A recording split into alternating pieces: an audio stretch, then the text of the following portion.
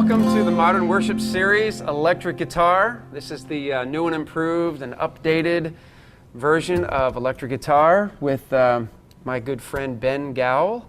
And Ben has just been rocking it for the last couple of years on the road and on the last album that I did, and just a great player, plays with a lot of artists like Sarah Groves and Michael Olson, and fortunately he's been my sidekick here for a couple of years now. So I just thought that this video, you know, with what Ben does, to me has a very modern sound. His sounds, his choice of notes, his choice of parts is very modern sounding. And sometimes we just wonder, how do we do that? You know, how do we figure out this pedal board? How do we figure out what parts to play? And I see electric guitarists kind of frustrated and constantly struggling to figure out where they fit in on a Sunday morning.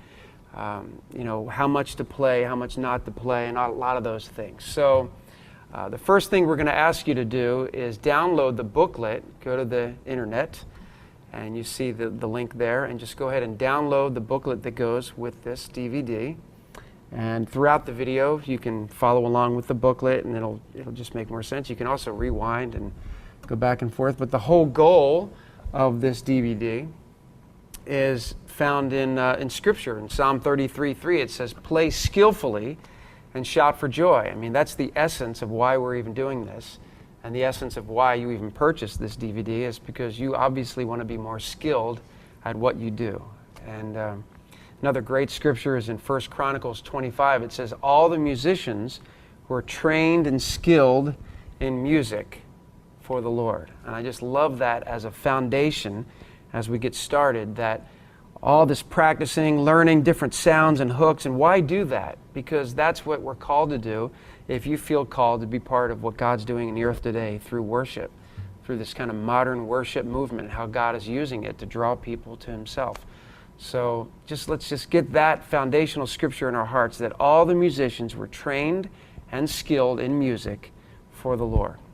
And Ben is going to help us kind of decipher and figure out and unpack how to make beautiful music out of this instrument, bro. Ben Gowell. Have some fun. One thing I appreciate about you, Ben, and maybe you just have philosophically have a thought on, as a worship leader, I appreciate the fact that I always feel like you're supporting what I'm doing and kind of blending in and kind of anticipating where I'm going. And you're sensitive to the Spirit. I mean, what's going through your mind just foundationally as an electric guitar player in a band? Yeah, well, I too have the privilege of leading worship at my home church in Minneapolis. And so I know what it's like to have a band who I really feel supported by, you know. And so I try to make it my goal as I'm playing a supporting role, playing electric guitar for Paul or other people, that I would be engaged, and that through my attentiveness and being there and being engaged, that would, you know, be a part of my worship, attitude of worship to God, and hopefully that supports what's going on. You know? Yeah. So to get started, go ahead and download the booklet, tune up, let's tune up, and I'm going to be kind of popping in and out of the video throughout. You know, some of this, Ben is just going to kind of take over and kind of show us some things. Then I'll kind of pop in and ask some questions, and kind of we'll demonstrate some things together. So let's go ahead and tune up and let's get started. We're going to take a look at a lot of things today. We're going to take a look at some chord shapes, some soloing ideas. We're going to get into some effects, pedals, and things like that. And just want to start out by talking about the electric guitarist's role in a band. You know, I think one of the biggest things that's important about playing in a band is communication with the rest of the band and listening, for starters. You know, a lot of times it's easy for us, I think especially guitar players, to get in the mix of a band and we just all of a sudden start put this thing in our hands and we can't help but play it.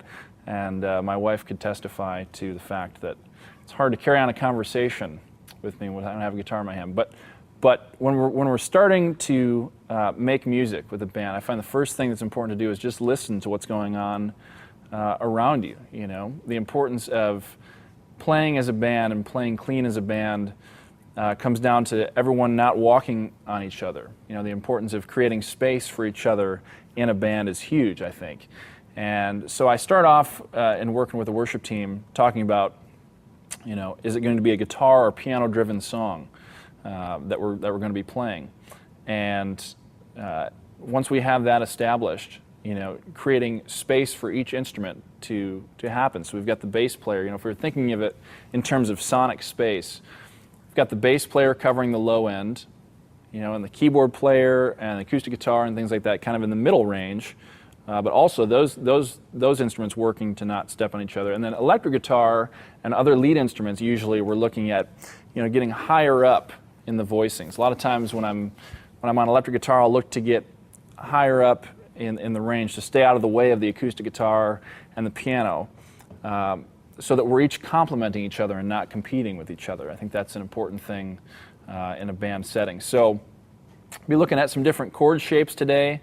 The idea will be to try to play any given chord, a G chord for instance. Instead of just being able to play a G chord in this one position, try to get a broader chord vocabulary to be able to play it in several different places.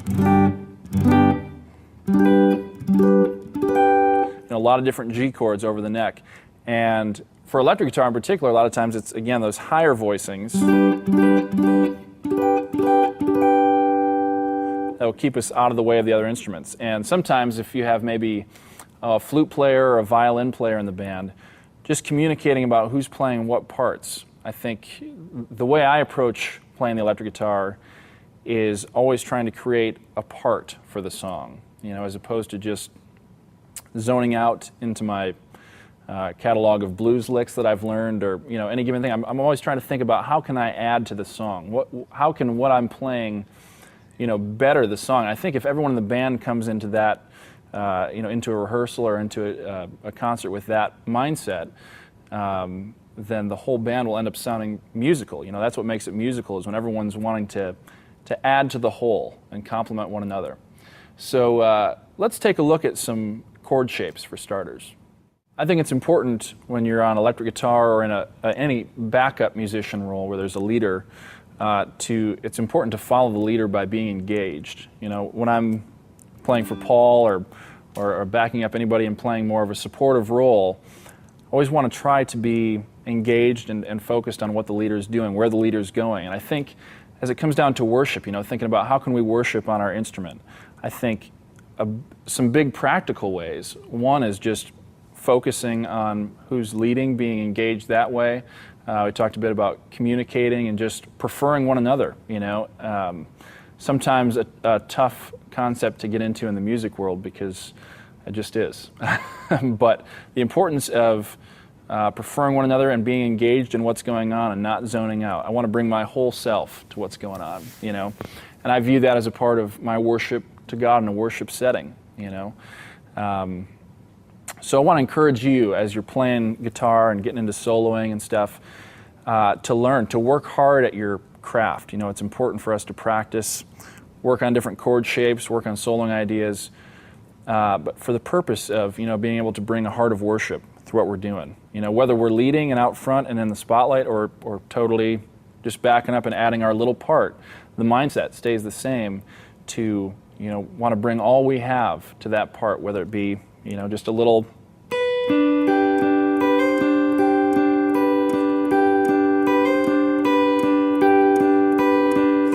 just a simple little arpeggiated part like that could be really fitting for a specific spot in the song to just bring some color.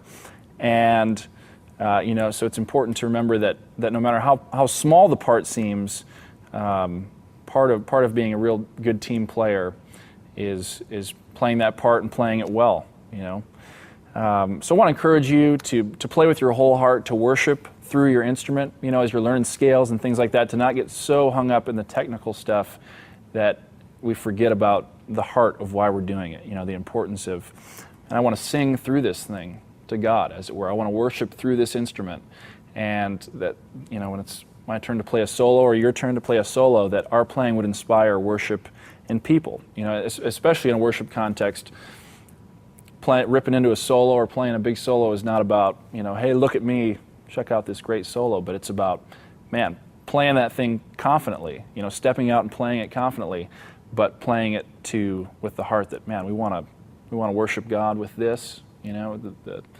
singers, we're singing out songs, and then if there's a solo, perhaps it's time for the guitar to inspire worship in people. So always having that mindset, the importance of a heart of worship as we're playing, and keeping the main thing, keeping our priorities right. In this section, we're going to be looking at bar chords. And if bar chords are not familiar to you, we're going to start just at the real basic spot and go through some different forms. All a bar chord means is a movable chord. Like open chord positions. A lot of those open sounding chords where we have open strings ringing, we can't move around the neck because it just doesn't work. So with a bar chord, we're taking our index finger, and that's becoming the job that the nut here was doing. Basically, our index finger is taking that job, and it allows us to make a chord and keep the shape the same with our left hand, and just move up and down the neck. Because there's no open strings ringing, we can get a lot of different chords. And so we're going to start off with the E form bar chords, and it's called E form because the actual shape looks like an E major chord, okay? And basically what we're doing, just taking that E major chord shape and being able to move that up and down the neck. Now, first of all, before I get into this, an important thing to do if you're working on fretboard memorization and trying to, you've learned some open chords but trying to get up the neck a little more, I tell people who are wanting to get better at knowing what the notes are, just take the low E string and the A string and work on memorizing what all these notes are all the way up to the 12th fret where it repeats, for the open string. So you can know quickly, you got E, B flat, D flat, A, F sharp. Just knowing what all those notes are, because a lot of these bar chord shapes are based off of the notes on these strings. So the E form, for instance, which we're looking at, the actual chords we're playing are based off of these notes on the E string. So if this is an A note, there's an A major chord. And we're going to go across the paper you should have with you there. We're going to go across and play through some different types of chords. The G note there, we have G major chord. And the second shape on the page there is a major 7.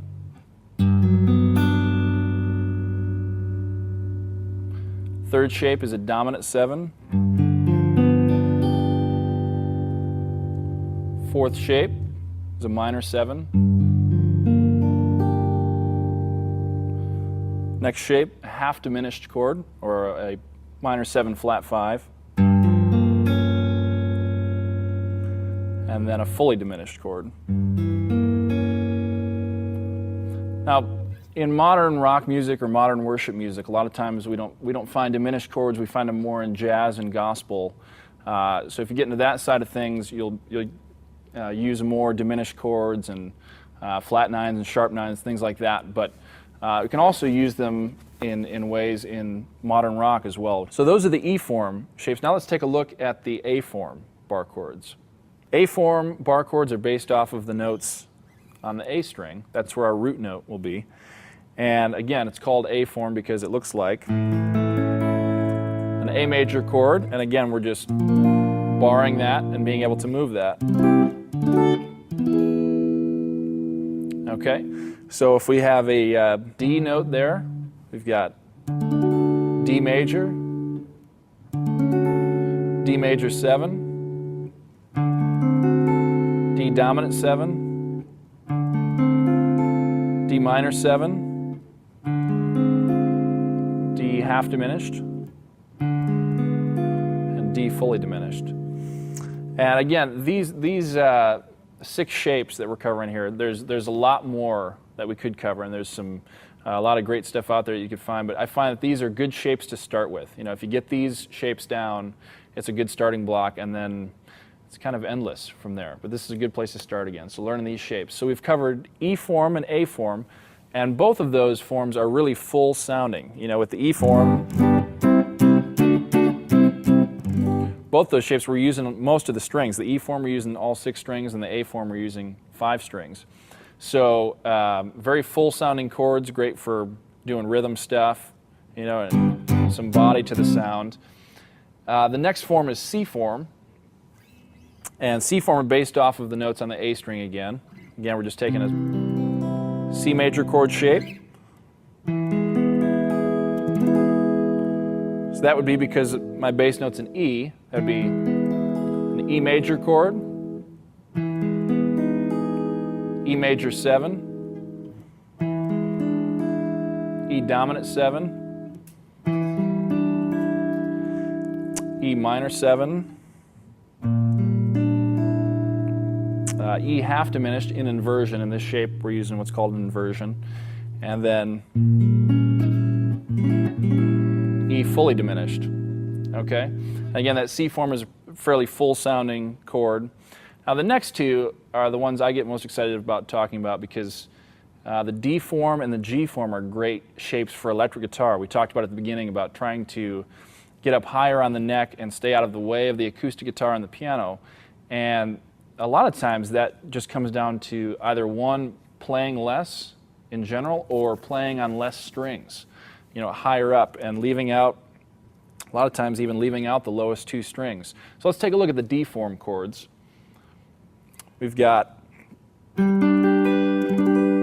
the D form are based off of the root note being on the D string. So there's a G note, G major, G major 7, G dominant 7, G minor 7, G half diminished, and G fully diminished.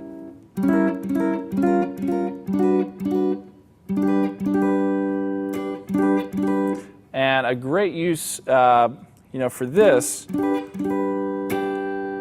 just playing an example here for you. On Paul's new record, for instance, I would take on the song, just for an example, the song What Can I Do? I think it's track 6. But the song What Can I Do? For the chorus, I'm just using a very simple, again, parts can sometimes be really simple to be effective. And for the chorus of that song, I'm just using basically this shape and arpeggiating through it. I'll play an example here. I'll play what the acoustic guitar would be doing first. I'll put it in the key of G for now. I think it's an A flat on the album, but I'll play it in G for simplicity's sake here.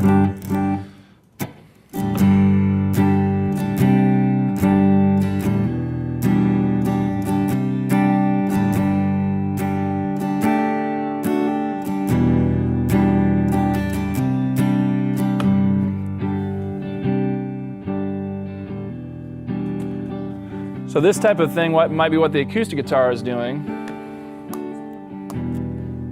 And then on the electric, I might be doing.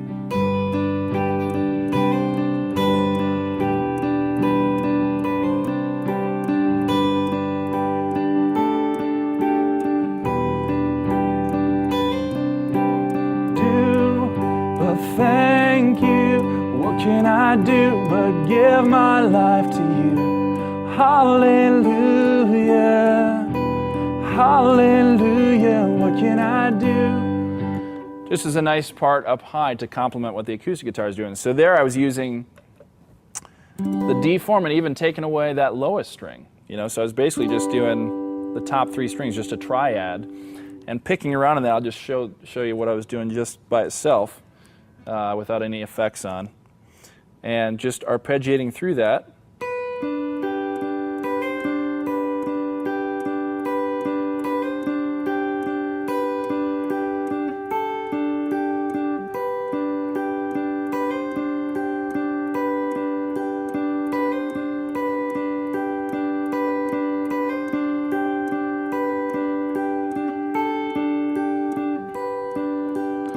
So just changing one or two notes in there to correspond to what's going on underneath in the acoustic. Get a lot of guys who ask, if I'm not playing full chords and I'm not playing a solo, what's all the stuff in between that can happen? And that's the stuff that really, I think, makes electric guitar parts come alive, is the stuff that's more of common tones within a scale over the chords that are going on underneath. And again, every time a chord changes in the acoustic, not fully changing the chord, but just adding one note that will kind of suspend well over what the acoustic guitar player is doing. So that's just an example of taking this D form and playing a little idea out of it. And then the last shape we have is G form bar chord, which the full shape is it's a bit of a stretch. And I would never actually probably use this chord. Very rarely would I use it in an actual playing context. Just not that practical of a chord, once in a while. So a lot of times what I'll do is lose these lowest two strings again and just go to the top four. Still the full major chord there, but we don't have the bass stuff getting in the way. Again, a lot of times just creating that space once again for the bass player to do his part and the acoustic guitar player to do his part. So now this G shape I look at a little differently than the rest because it's really cool in that it has a major scale within the shape right here. So there's the shape by itself. There's the major scale, 1, 2, 3, 4, 5, 6, 7, 8. And we can take that shape, and again, talking about this common tone thing, which is a really, really effective thing in modern worship and modern rock music to do, to take that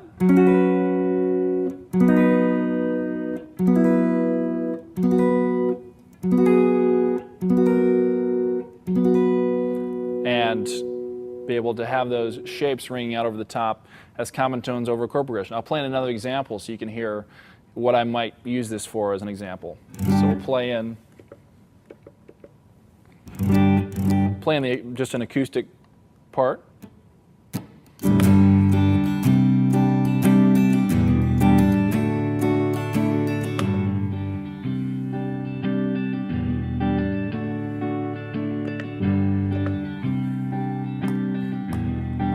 So we're in the key of G. The acoustic guitar player is playing G, C, E minor, D. So I'm going to find my G shape up here. Okay. And I'm going to start with it closed off and actually just a power chord shape and just play a little counter melody that could kind of, again, act as some glue over the top of this. So.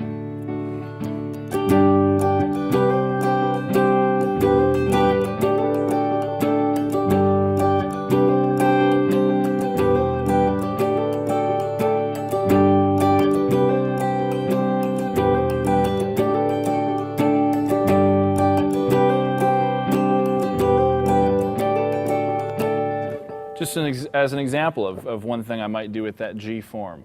Again, just adding one note per chord change that corresponds with the chord changes. And there's no set scientific formula for that. There's no exact thing that you have to do. It's just an idea of maybe hearing a little counter melody. Da, na, na, na, na. That's kind of the top note. And the rest is just droning ones and fives of the scale, which if you have the Music Theory Made Easy DVD, won't get too much into music theory, but we've got the ones and fives droning out, and then that little melody just kind of creeping in. Again, we don't want to get in the way of the vocal, what the vocal's doing either, so just kind of creating subtle counter melodies that will help to shape just a little part that's going on. So the G form and the D form are great for that. And maybe you have two acoustic guitar players in your band and no electric, and there again, one guy taking those higher shapes, the D form or the G form, and just playing more of a secondary part to complement what the primary acoustic guitar player is playing. So again, the idea is to not walk on top of each other, but to create a sense of unity with what's going on, to add to what each other are doing, and that's what makes music happen. Music starts to happen at that point. So. We've talked some about getting bar chords involved and just trying to be able to play in different spots over the neck, and also a huge part of playing guitar, especially with rock music, is getting familiar with the power chord. Power chords. And all a power chord is just, a major chord is made up of a 1, 3, and a 5, and power chord is just 1s and 5s. So there's no thirds in the chord, which just makes for a very tight sounding chord. Really, great for rock rhythm because it's not major or minor, so it's real tight, especially when you get some distortion on it. Cool. Yeah. Great sound. So maybe using that in, Hosanna? Just the chorus of that? You can play Sure. the chorus and just Sure. show where I would use that in the song. So on the verse or the chorus? Just on the chorus there. All right, so we're going, when we see you, we find strength to face the day.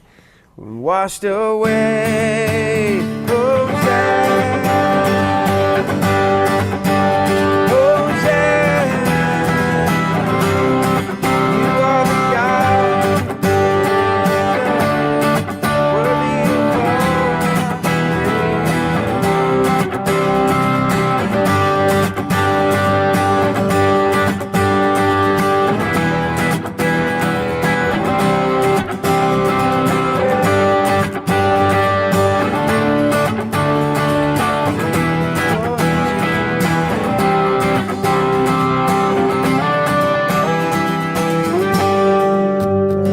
all sound of hearts returning to you. We turn to you. Yeah, that's cool, man. It adds such power.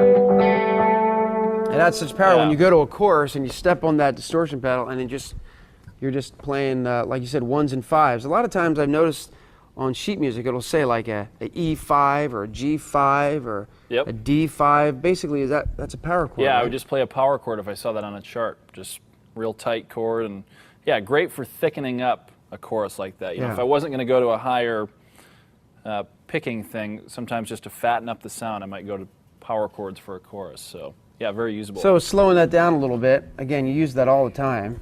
We're doing Yeah. the G. So on the chorus, Hosanna, and you're playing up like a higher one. It Yep. looks like, and then basically kind of like four different shapes across the strings. There's that one starting on the E string, and the next one over looks the same, but it starts on the A string. And then we go over to the next 3 strings, and the shape changes because the B string is a little bit. no, that was a weird. different chord though, right? Wasn't that a C power Yeah, chord? yeah, yeah. Okay. Sorry. So chords we're going to G, G, then C. There's an F power chord right there. and there's your F right there, like that. Yep. So just there's the root. I find it helpful to just always find that root in the chord shape. Always kind of find the root, so it's like that's your anchor, and you kind of learn the notes of the neck that way as Yeah, well, right? absolutely, absolutely. And then the top one, just that right there, which would be a B flat power chord. So Okay. G, C. So there's 4 types, right? Yeah. So let's do like a couple G. Do the first position G. So there'd be then a the G next power one. chord there. Be like, We can hop up to there, and and then up high. all right. So let's just say if I was playing a song and it just had a G rhythm, why don't you kind of show us how you go from one to the next? 1, 2, 3, 4.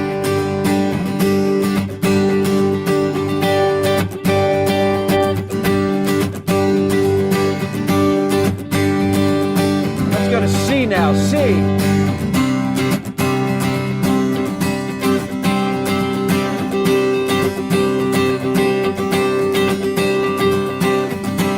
Let's go to F. Sorry.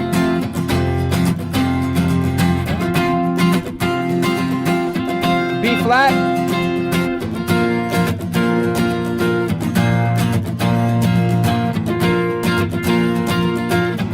E flat.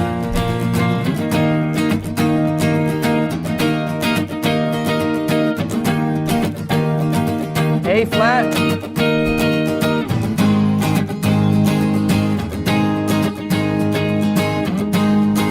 Go back to G. 1, 2. Yeah. That's kind of weird. Keeping me on my toes, man. Yeah, all those flat keys.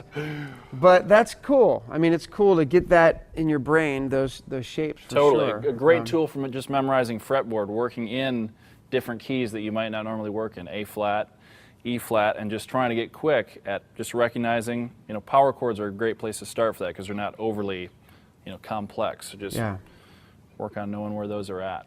Also, it comes in handy when, if you're the electric guitarist and you're playing along with another guitarist, and if the acoustic guitar player or the other electric player is kind of playing down here, I noticed that Ben will always jump up an octave. So instead of playing in the same range, he's up and he might even go higher. What's it sound like? It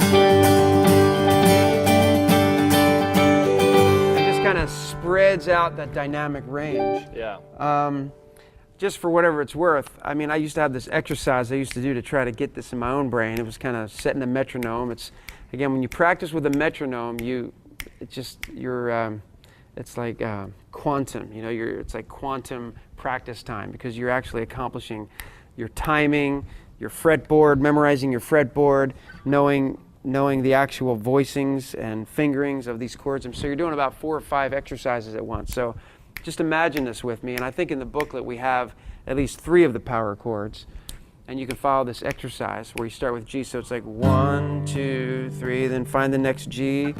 And there's the G. Always look for the root and say it out loud. There's the root. I think G, 2, 3, and then here's, G. There's G right there on the A string. And then Ben was doing this one. That's a little extra credit there. Yep. But let's just say, if we just even getting those first 3 in your brain. So we're going 1, there's the root, and then there's G, and here's a G, G, let's go back down, G, down to the low G. Now we're gonna go to C, C, to a C, to a higher C, and I'm visualizing the C as I say it, and there's C, there's the root, and back to C. And just look at the chart and just kind of go through the whole, the circle of fifths to a metronome and just keep it slow. And before you know it, instead of just hanging on this one chord during a song, you're going to find yourself kind of going up to this one, and then you're just going to be all over the neck. And you won't be guessing because you'll have visualized, oh, there's the root. Okay, there's the root. There's the root.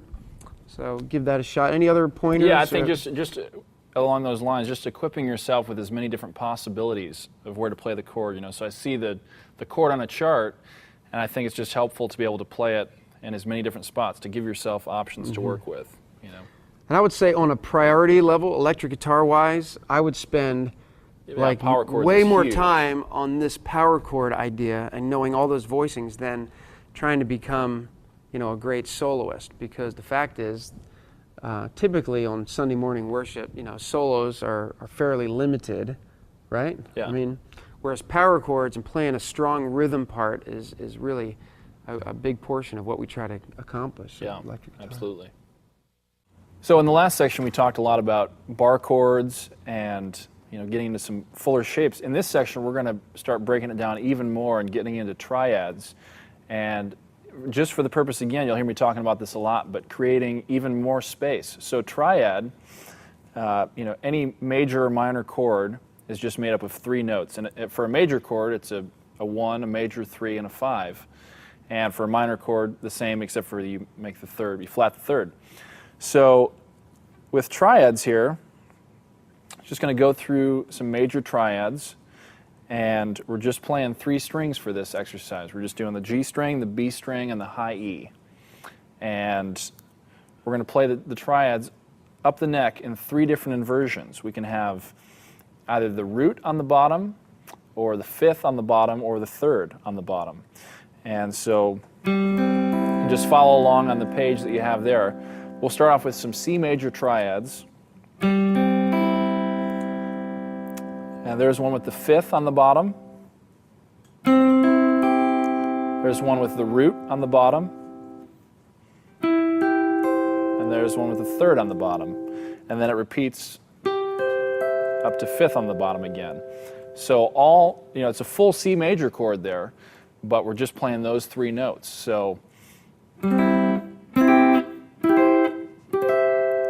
And this is a great exercise, one, for just helping you to get around the fretboard more, to be able to know, again, what is the great unknown beyond the 5th fret or beyond the open chords. And this is a great way just to get knowing what notes these are up here, but also really applicable in songs too, which we'll go over some songs in a little bit and talk about how these shapes can be used. But just getting comfortable.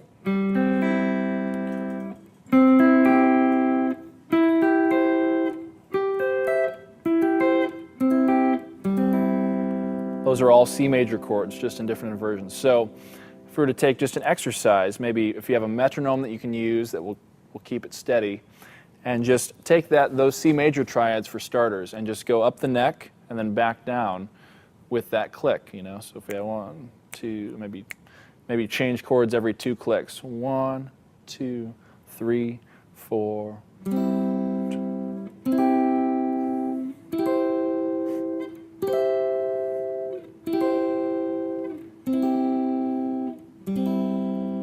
And just staying steady with that click so that you're working on timing, working on these positions, and just getting comfortable using these triads up high. And once you have the C, you're familiar with the C triad, then moving on to a different chord, like if we were to take a G, for instance, we would start here with the 3rd on the bottom, and then we're going to walk up, the 5th on the bottom, and then we're going to root on the bottom, and then we're back up once again to 3rd on the bottom. So you can play these any different chord, again, any different major chord. You can take those shapes and just go through and work on that as an exercise. So those are major triads, and in the same way there's also minor triads. So just for an example, here's an A minor triad. A lot of times we think of an A minor chord having to be that full chord, but here again, just playing these 3 notes makes a full minor triad.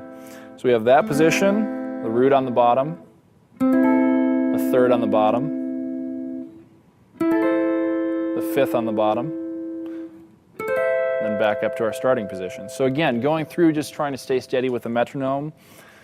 1, 2, 3, 4.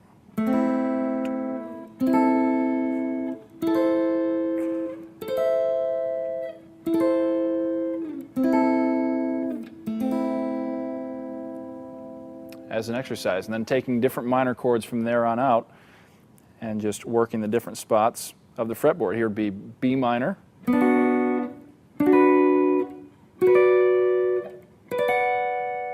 okay, so B minor, and again, any chord there. So great to use for exercises, and like we showed when we were working on the bar chords, even just arpeggiating through a simple major triad can create a really cool electric guitar color or texture part. Again, that's not so much a solo or not playing full chords, but just like we were doing with that part on What Can I Do, the song What Can I Do off of Paul's newest album.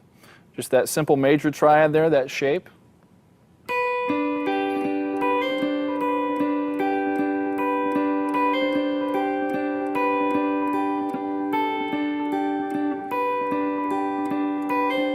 Just all based off of that one triad shape.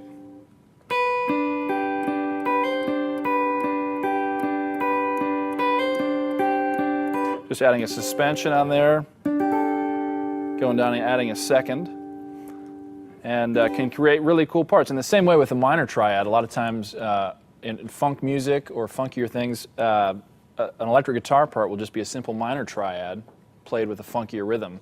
And I'll demonstrate that. Just an example of what that might be. So we get our wah pedal going here. And just taking this A minor triad that we were looking at, and just creating a rhythmic part, maybe something like this.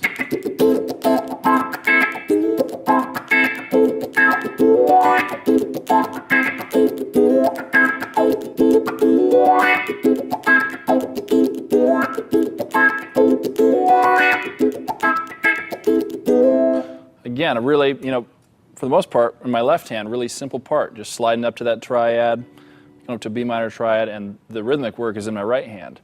So triads can be used, again, as a great exercise, but also in really practical ways to add parts that will stay out of the way of the rest of the instruments and give you space to work on the higher strings.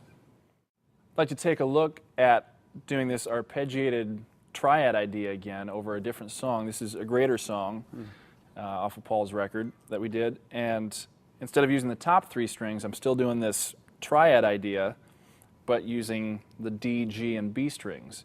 And again, thinking more in working in common tones, so I'm not changing a whole chord each time Paul changes a chord, but I'm thinking more just changing one note, and that'll kind of sit over the top of what he's playing. Interesting. All based just off of these, I'm just playing these 3 strings and just playing through those triads as a part. So I'm to sing a greater song,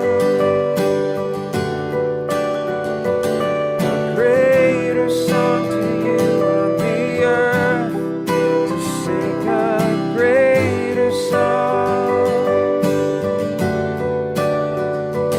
a greater song to you on the earth. Let's take a close-up of that. So what are you doing on the first chord? I'm playing a G. So there I'm just playing a full G major triad. And then I'm playing like a D over F sharp. Yep, so then I step down to just move that root note down a half step. Okay, and then I'm playing an E minor. Then I go down It's like to... a G. Yep. Kind of like an E minor 7 triad without the third. So it's not really minor.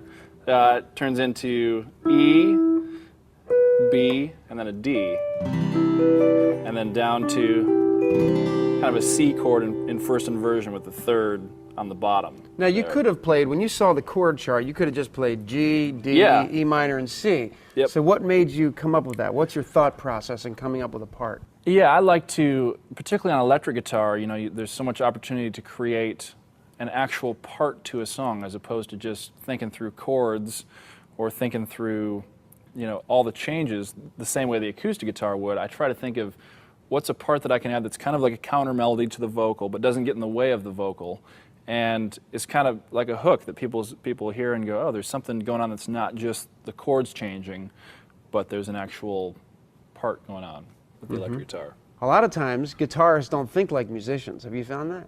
I hate to offend any guitarists, but many times us guitarists, we kind of tend to get into our chord thing, and we just see a chord on a chart and we just go chord, chord, chord, chord, instead of stepping back for a minute and thinking like an arranger or thinking like a musician. So the process that Ben's talking about, kind of listen to what's going on first, and listen to the vocal and see if there's something you can do that doesn't get in the way. So notice, sing a greater song is a long note value, so while that note value is being held out, he's kind of doing this thing underneath that's got more activity. Long, so 1, 2, to sing a greater song, to sing a greater song to you on the earth, to sing a greater song, to sing. Let's go to the next section. Greater song to you on the next section. 2, 3, 4. Hallelujah. We want to lift you higher. Hallelujah. We want to lift you higher. Hallelujah. We want to lift you higher. Hallelujah. We want to lift you higher.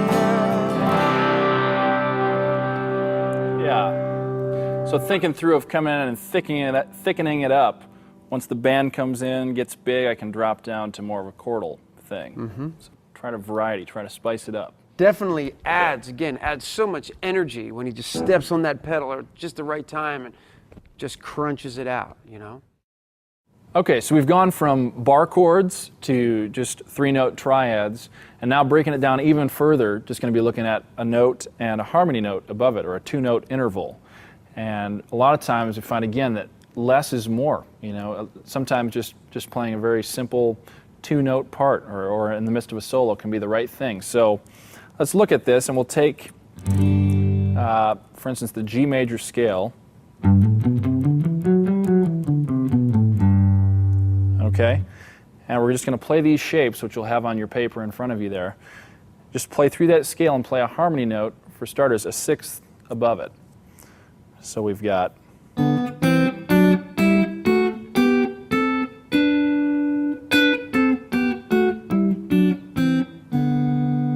okay, so we're just playing the major scale and then a harmony note above it. And this is particularly for the key of G right there. And you can play it in any key moving across the fretboard, but this is for the key of G. So, one place where this might be really useful is if, say, you're just vamping over a progression. Dial in my looper here for you. And you want to mix in with a solo or just kind of more of a melodic part. Playing what the acoustic guitar player might be playing again.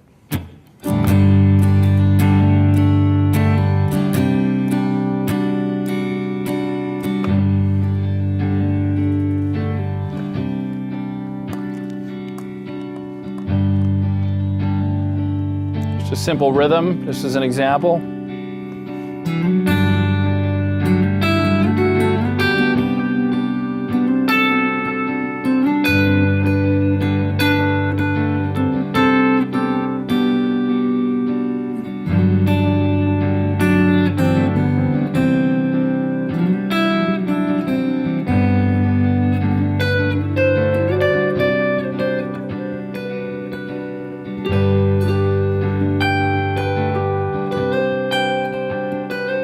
Mixing in that interval with now going to that G shape like we talked about.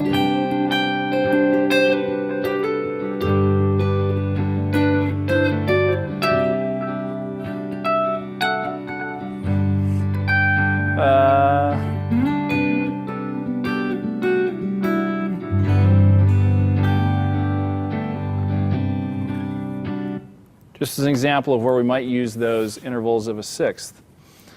And you can use a number of different types of intervals. That's just one for an example. Another one would be interval of a third.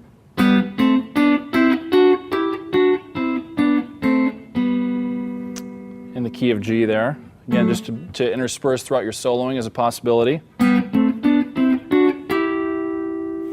And so working on some of those, for starters, is another good tool to be able to use in your soloing. And then breaking it down even further, we're going to get into what's called octaves. And we've talked about full chords, harmonies, and now what we're getting into is just a note and a note, the octave above it. So one of my favorite jazz guitarists, Wes Montgomery, was great at using octaves really fast to use in jazz music. Kind of with this thumb technique. But it also translates over to modern rock and modern worship music really well to use to fatten up like a lead line for a song. Say we've got a song that's going to open up with the electric guitar and we want to start it off with a real strong, like a melodic line. A lot of times just using an octave to fatten up the sound of the note. Again, there's no harmony involved, so it's really just one note happening. So octaves translate over to modern worship and modern rock music really great also. And I'm going to plan an example here for you of how I might use octaves to open up a song. Say we're going to start a song with a melodic guitar line, and just to fatten it up using those octaves to really bring it out. So I'll play an example here for you. This is off of one of Paul Baloche's songs, Arise. And I'll play on the acoustic line first and then show you how I would use the octaves over that part.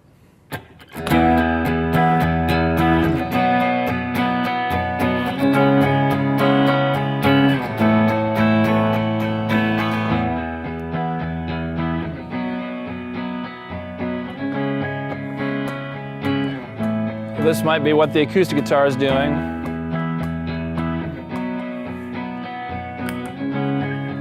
Then bring in the electric lead line.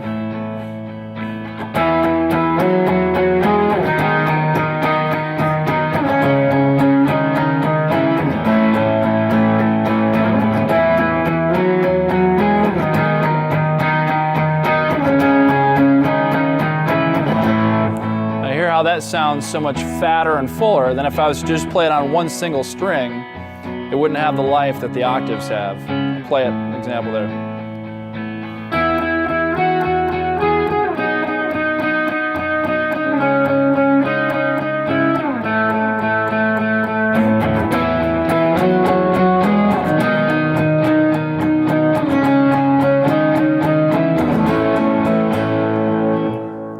So a lot of times using octaves in your solo work is a great tool just to mix up playing a single note thing, throwing some octaves in, and as well, just as a hook for a song, octaves can work great for that too.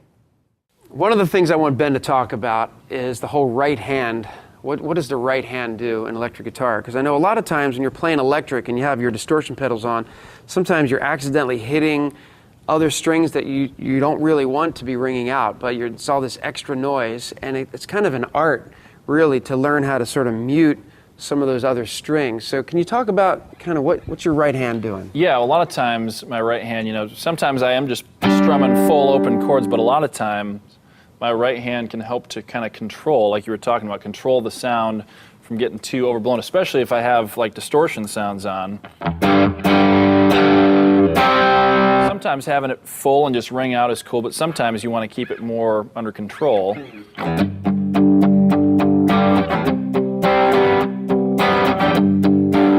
And so, just for starters, a palm mute technique, just lightly laying your palm, the edge of your palm, over the strings just gives it a slight damping effect.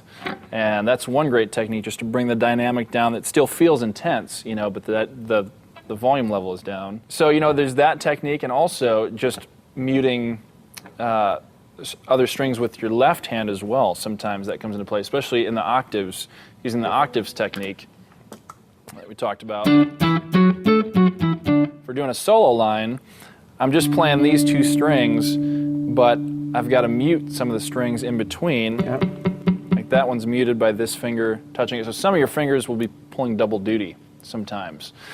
This low string touching with my index finger, and then the top two are also muted. So the only ones that are coming through are the ones I'm actually, wanting. It takes some practice to get exact with it, but you want to have it so that you have it all muted, and you can give a full strum with your right hand.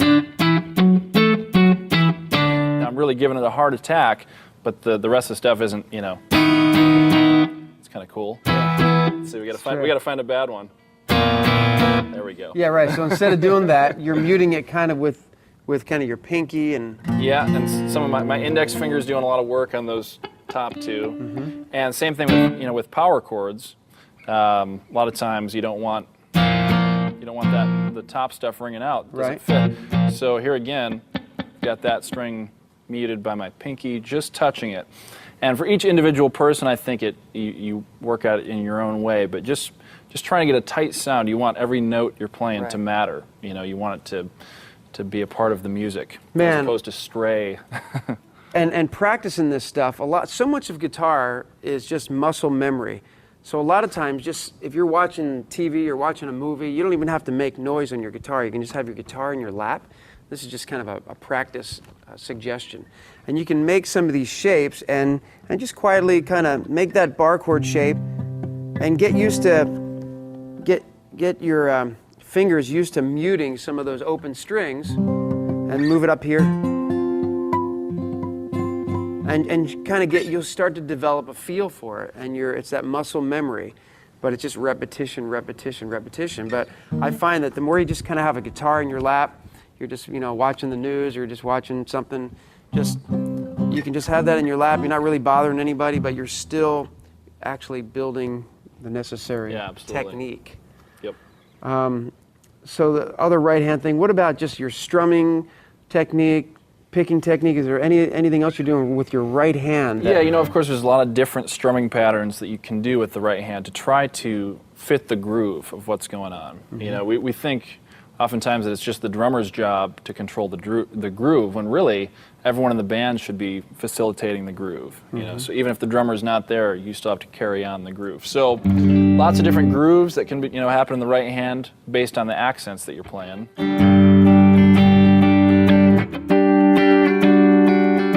something with accents there, or could just play a straight thing.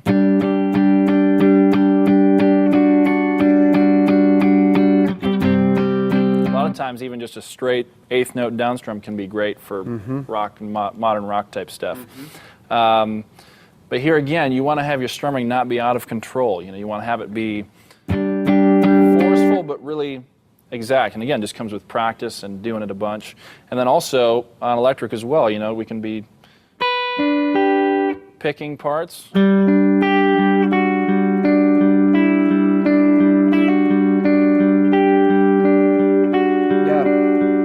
Check out that right hand. It's really very controlled and very...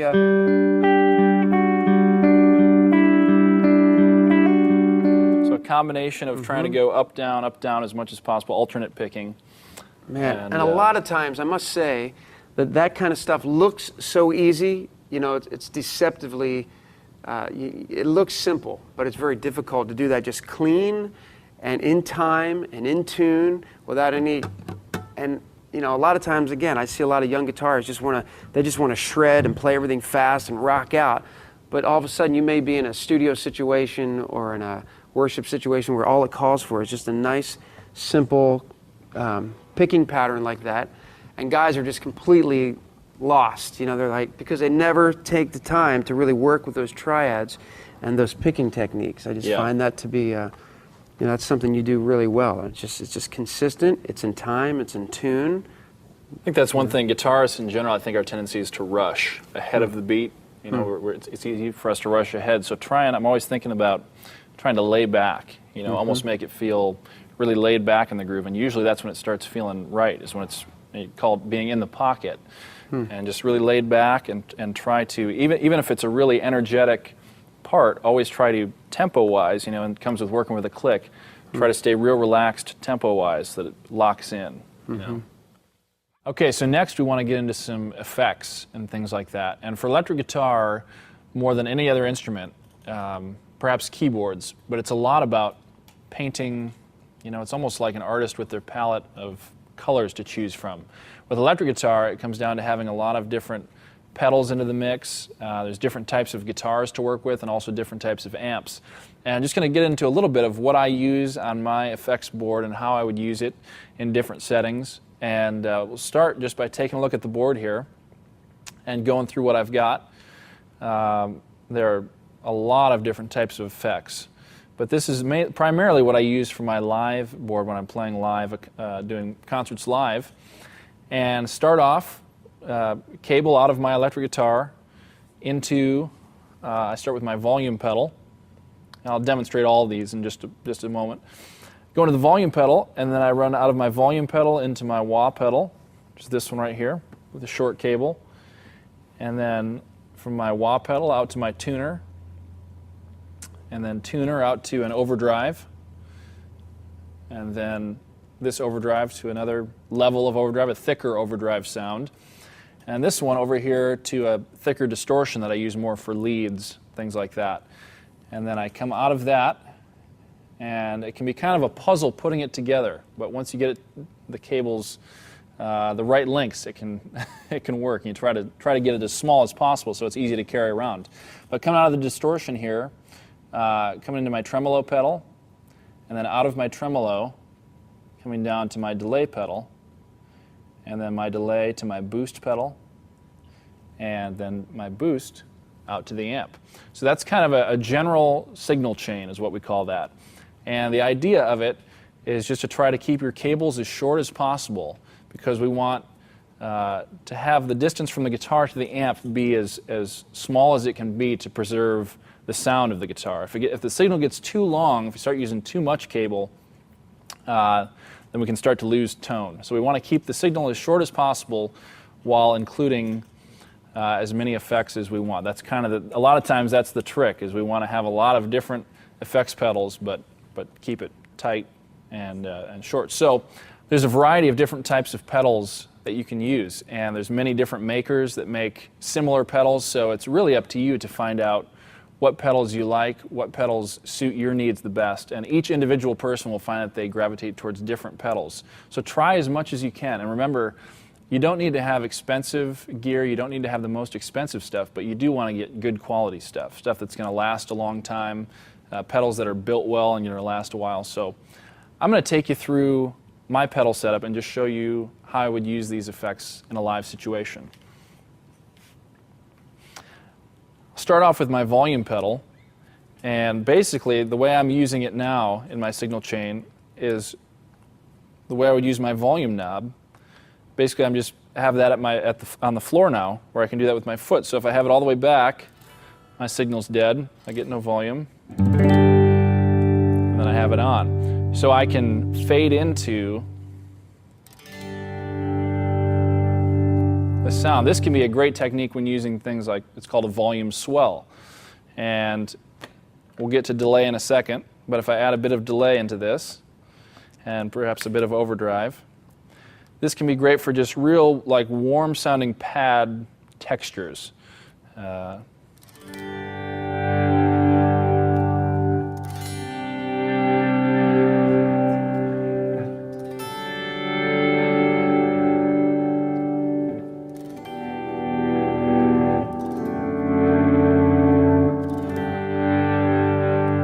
Just slowly swelling in and out, so there's not a harsh attack, but we're just getting that kind of, again, like a pad type effect. And in the same way, using that volume pedal, I can do more of a single note swell as well.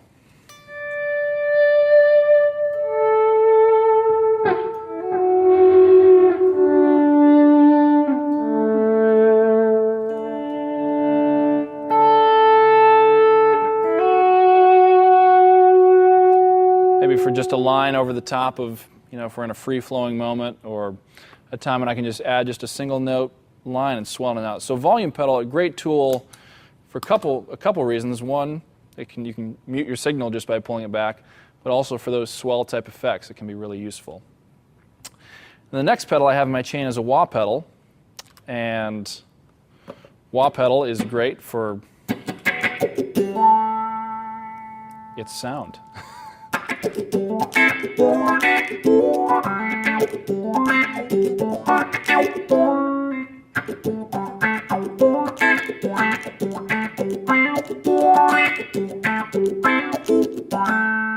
So just by pulling that back and forth, I get that frequency sweep, kind of a funky effect. And so the wah pedal is great for that type of a thing. And next to my chain is a tuner pedal, and if I could recommend one pedal to you that you have to start out with, it's a tuner pedal, because there's nothing worse than a band playing together and you've got guitarists who are out of tune. So the first pedal I would recommend is a tuner. Again, there's different kinds, but I use the Boss TU2 chromatic tuner. And just to keep, I'll usually tune after every couple songs just to make sure that I'm staying in tune. Even if you've tuned up at the beginning of a concert set and you go 3 or 4 songs into it, sometimes on electric, particularly if you've been bending strings or anything like that, it can send the guitar out of tune. So going through the tuner, this also, when I step on it, it kills the signal. So there's sound, step on it, and then it mutes the signal. So that's really great for, again, if you're in a live setting, tuning without, having to tune with everyone hearing you. So muting the signal, and then I just look down at my little display with the arrows, and it shows right where I'm at, and I just tune up.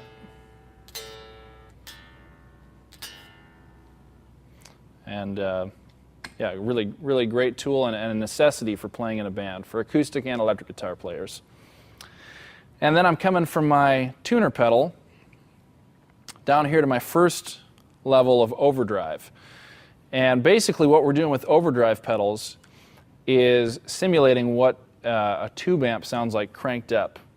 Okay, so we're getting these, trying to get overdriven sounds without an amp that's blaring. And a lot of times, particularly in church situations like my own, you'll have a situation where you can't have a ton of volume. So we're trying to get a good overdrive sound out of these pedals. So this first one here, I have set it just to really kind of lower gain. You can still hear the clarity and the transparency of the notes, but it's got a little bit of grit on it. Okay, so that can be great for rhythm stuff. And even by bringing my volume back, I can clean it up even more. So I usually have one overdrive pedal set with just a little bit of drive on it, so it gets some hair on the notes, but not so much that it gets too muddy. So that's my first layer of overdrive, and then my second one is set at a bit thicker level of distortion or overdrive. So this would be what I would mainly use, for a thicker.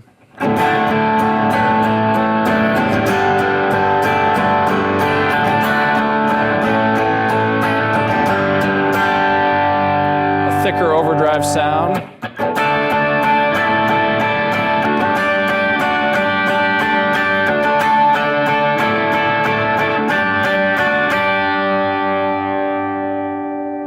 A medium overdrive. And this next one is more of a distortion sound. And I can use it for thick rhythm distortions. But sometimes if you're playing with a band there and it depends on the style of music you're doing, but a lot of times too much distortion can muddy up the sound. So a lot of times I'll use this, in coordination with my delay maybe, for more of a lead type sound.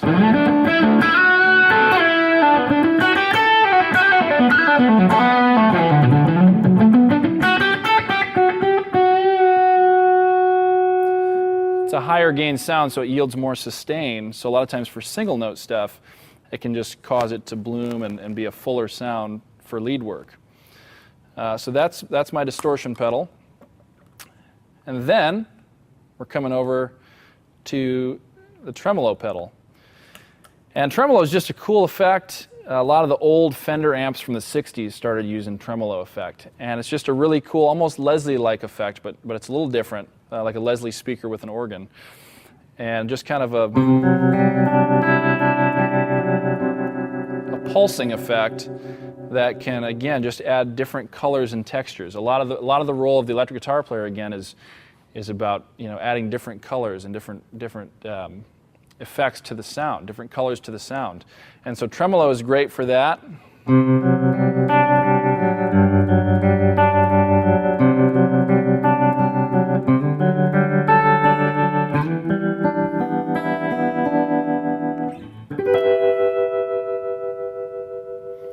And we can set it at that type of a setting, or I have some knobs here, and these are big ones I can turn with my feet in a live situation. But there's also a very hard tremolo, which is just very, very sudden on when it's coming in and out.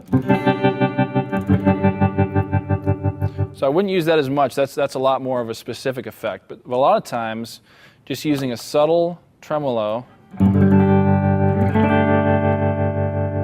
maybe a slower speed, can just be add just a real nice texture to what's going on. And you can also set it in rhythm with what's going on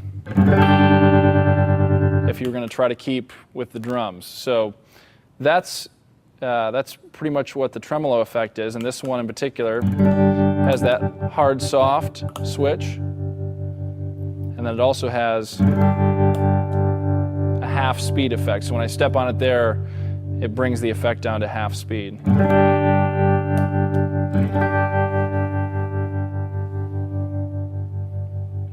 And that engages the effect on and off. And then we come down to my delay pedal. And the delay pedal can be used in so many different ways in music.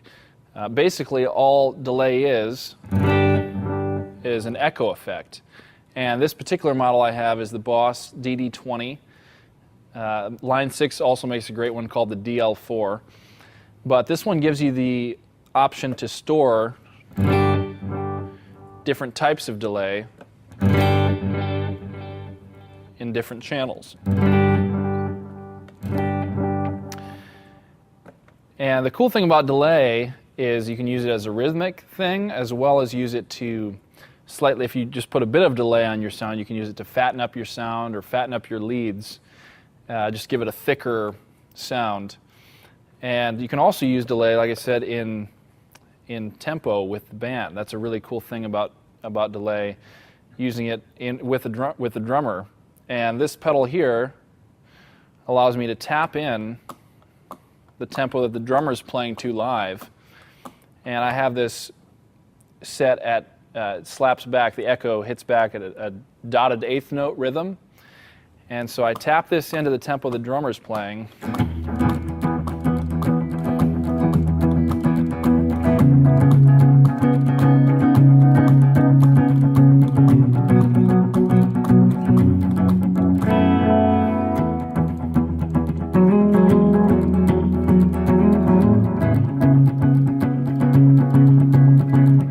So the delay is filling in all these spaces in between even what I'm actually playing, so it can be used really cool in a rhythmic way like that.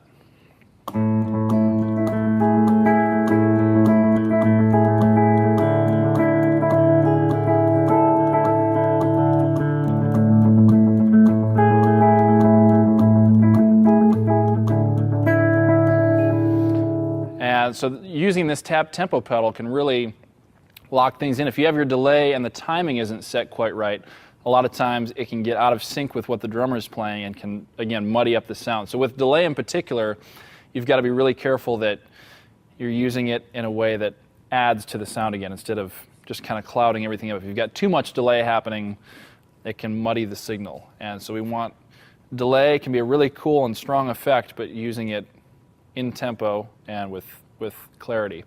So we can use it in a rhythmic way like that. Again, a lot of times I'll just set my delay at a low setting, just a very subtle slap, and it's almost not even there. And then when I'm hitting overdrive pedal, it's almost unnoticeable, but a lot of times it'll just give it a little bit more thickness to the sound than if it wasn't there. Just a little bit of extra something in there. So that's kind of a great way to use delay, to just a subtle rhythm thickener, if you will. And then also using a stronger delay, where it's a little more pronounced, and again, trying to keep it in tempo, but with a lead.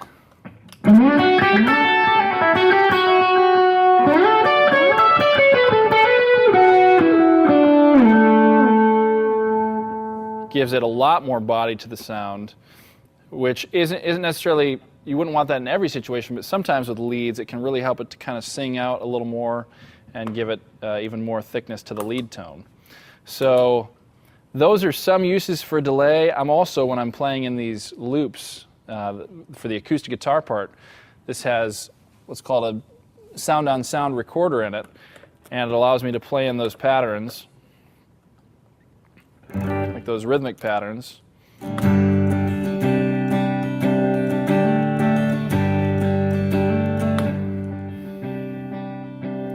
it will keep looping that. And it's a great tool for practicing your scales, or working on solo ideas, or working on parts that you can play with that looping effect. Really, really great tool for practicing. So that's the delay pedal. And then my last pedal in my chain, it's going to just a boost pedal, which all this pedal does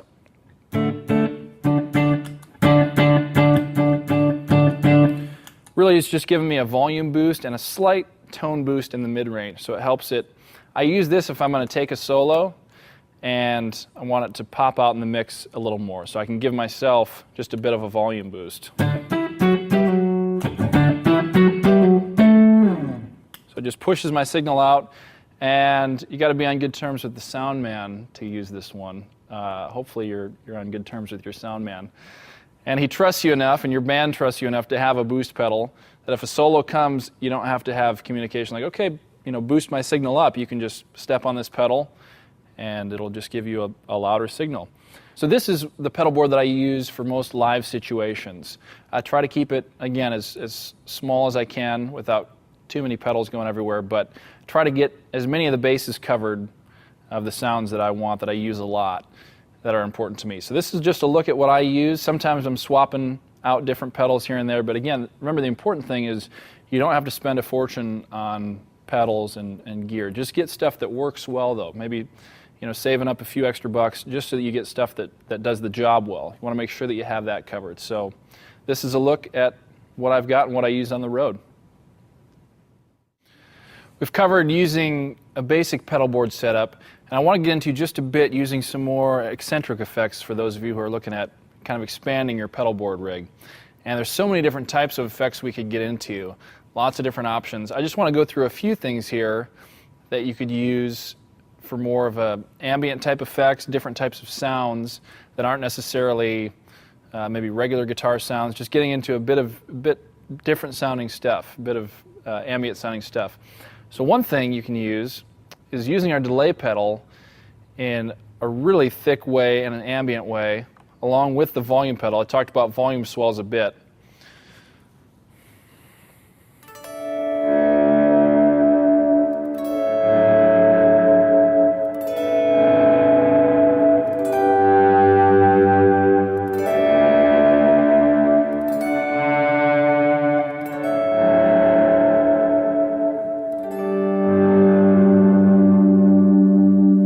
Got a real thick delay on it, and the delay actually has a bit of like chorus and modulation on it. So it just gives it a real kind of warm sound, and you got to be careful with that too, otherwise it can start to sound slightly out of tune, which we don't want again. But there's an example of using delay in a really textural way. Another thing I've got here is this Line 6 pedal that does some really wacky stuff. Few examples, and particularly how I've used them in songs. At the beginning of the song Hosanna on Paul's new CD, there's kind of this effect right here.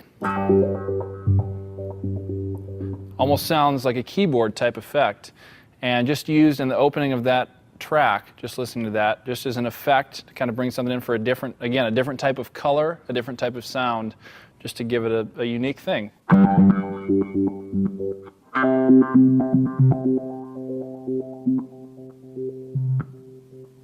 And that's called a seek wah, so it's kind of a tremolo wah filter thing. This is actually the Line 6 FM4 filter modeler, so it models a lot of different types of synth type sounds, keyboard type sounds even.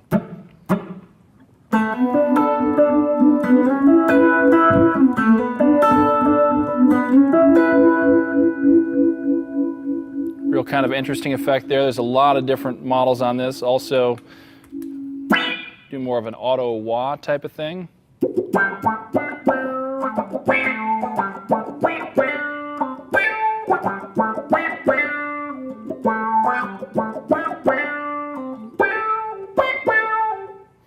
So lots of different interesting stuff like that. Again, you probably wouldn't use effects like this in every song, but just looking for some different types of sounds, there's a lot of interesting stuff out there for electric guitar. And one more I want to show you that I use pretty often in a live setting is called an EBow, and mine in particular has seen better days, but use this a lot, again, for more of a ambient type effect, and you can do little melody lines with this.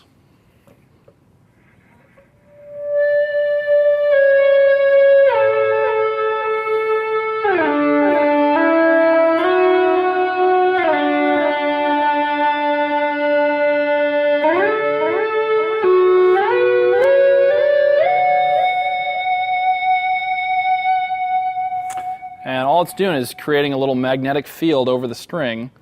So I'm never picking the strings, I'm just holding this over. And the closer I get to the pickup, actual pickup, I'm on the neck pickup, the closer I get to that, the hotter the sound gets. And I'm just using that with a little bit of overdrive here and a bit of delay.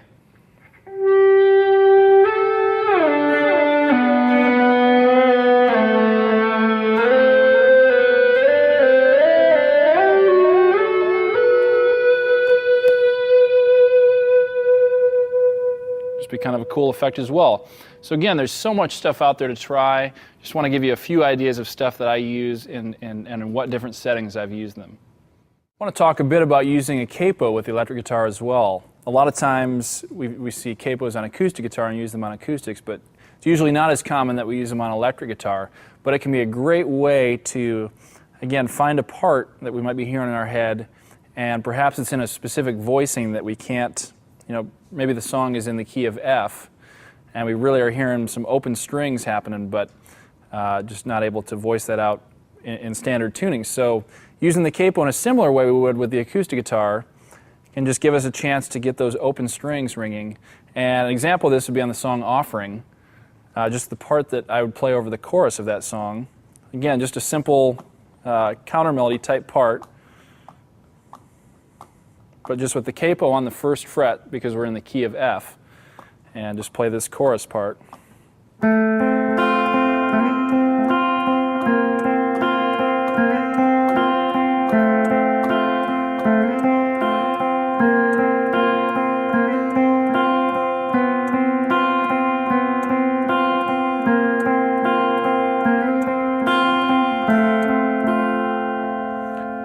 That's basically the part I'm playing for the whole chorus. And using the capo just allows those two top strings, in essence, to be open or to be droning over the top while I move that little melody note line.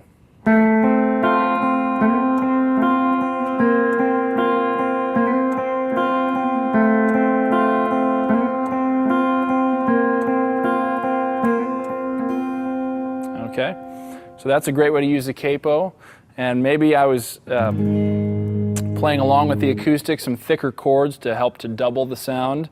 And I wanted to play some of these open chords. We talked a lot about the electric guitar being higher up on the neck, which is a lot of the time that's the case. But sometimes we do want to fatten up the sound with these thicker chords along with the acoustic. So if the song was in A flat, maybe once in a while I'd want to do capo on the first fret. Get some of those open sounding chords kind of with the acoustic guitar. Again, to try to complement it, not walk on it, but just if it fits right, that can be a great use of the capo as well on the electric. A lot of times guys ask me about getting a good electric guitar sound in church, and how can I accomplish getting a great tone in a church setting. And it's true, a lot of times electric guitar can be a really overbearing instrument. It's easy for us to just kind of crank our amps so we can hear ourselves real loud it's easy for us to dominate the volume of a band. Easy for guitars and drums as well to be really overbearing. So it's important to be conscious of playing in a band, playing with the band and not overpowering everyone. There's a few different things I've worked with to try to get a good stage volume that's not overbearing but still has a good feel to it. For me personally, I tend to be a little more old school in my approach, in that I like a great tube amp that I can kind of crank up and get the tubes working and get the speakers tightening up, and then use my pedals to push it into a good overdrive distortion sound. And in the studio sometimes I'll just plug my guitar straight into an amp and crank up the amp to get it to overdrive. But a lot of times in our church situations we can't have it at 140 decibels. We can't have it super loud, so we've got to find ways to keep our stage volume down. And a couple of things that I found to be really helpful, if you want to stick with a tube amp and use that to get your tone. If you have a similar setup as me, a lot of times just getting a smaller tube amp is a really great way to go. A lot of times I see guys who have we've got our big Marshall stacks, and we're just barely getting it off on one, so it's just barely on, but not quite, and that's about the right volume level, and it's just this huge amp. So a lot of companies are making really great smaller little 15-watt amps that you can actually crank up, and it gets the tubes working, but it's not really loud. So using those is a way to achieve great tube tone without blowing away the whole stage. And a lot of times too, if you're using an amp, trying to face your amp up at you from the ground and facing it in, as opposed to beaming the congregation or the audience in the face.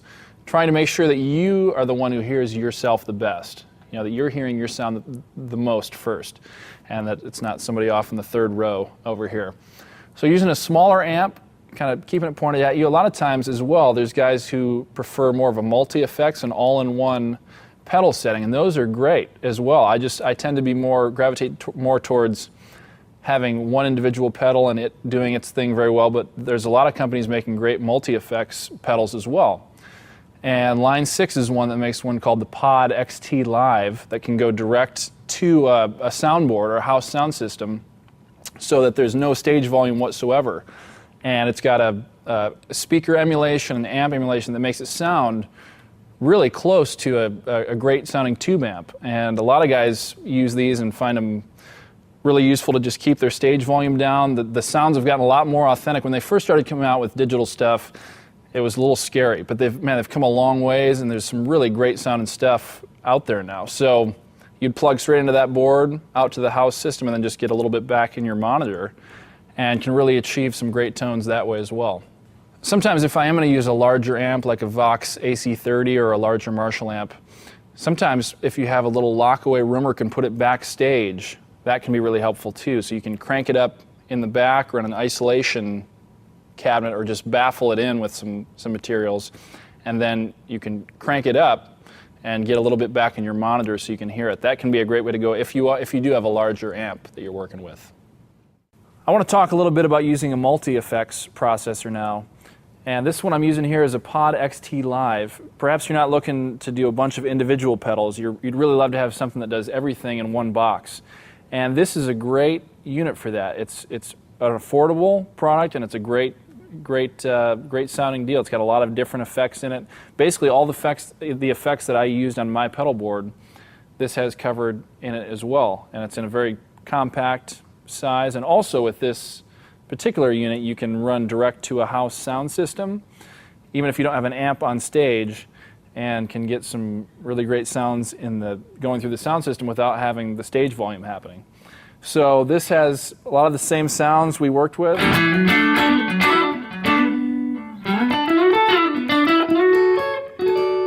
Overdrive type sounds.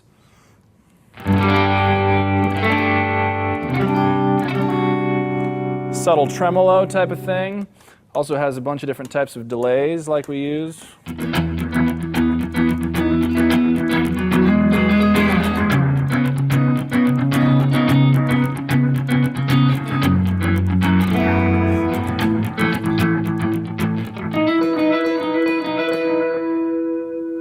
And within each of these parameters, you can get a lot of different types of sounds. So if you are looking for something that's more of a all-in-one unit and at an affordable price, this is a great way to go.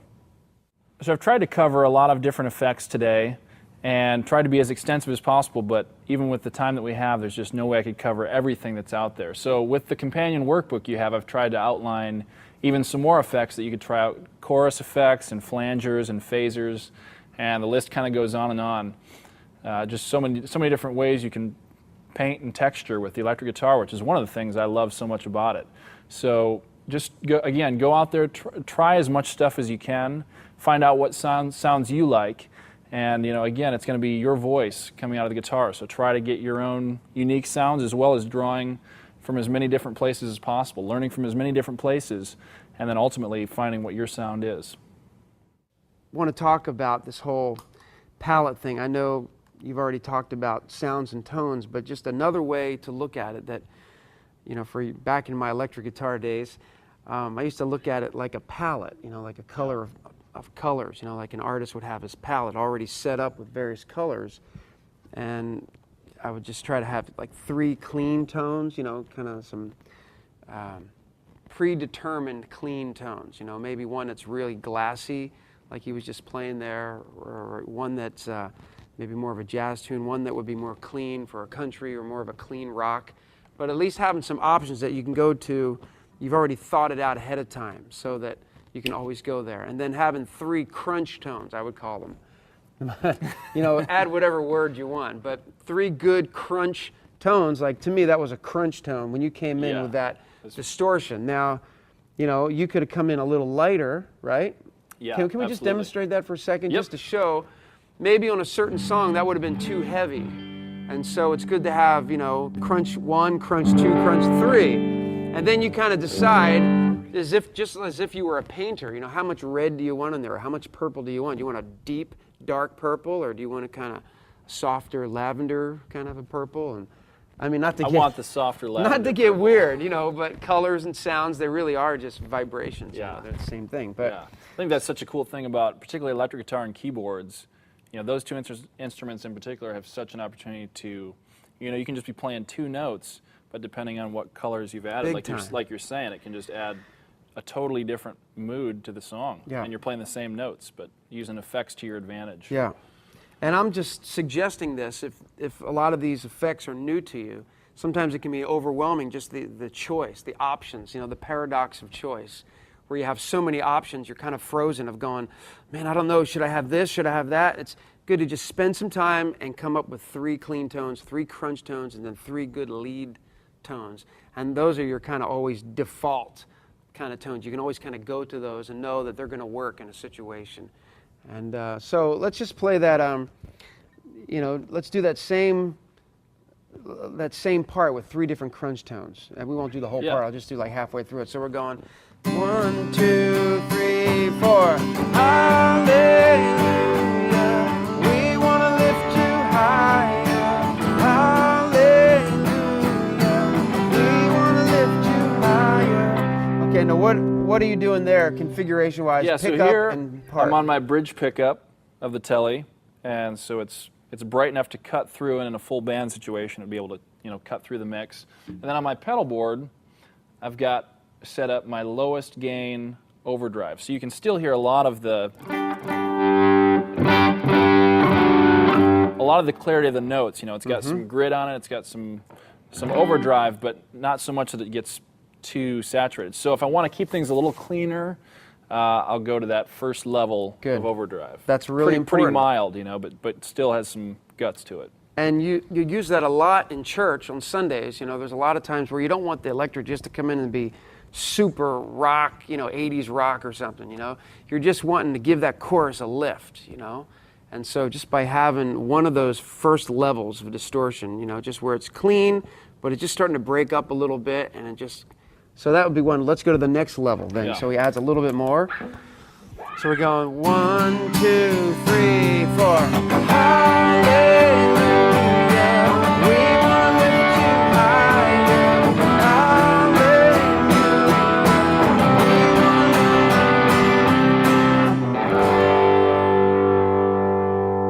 Yeah. Now, what did you do differently there? So I'm just going to a different pedal. Basically, these 2 overdrives are similar in sound, but so that I don't have to be changing a bunch of knobs mid-concert, I just have one set at the lower gain, and then this one that I just used set at more of a medium, little thicker gain setting. So I can flip one off and flip one on to change the sound. So in a sense, you really do have this sort of palette thing going on. You sort of have your option 1 distortion, then a slightly stronger distortion. Do you have another one that's even heavier? Yeah, a little over the top. A little over the top distortion. Here we go, folks. 1, 2, 3, 4.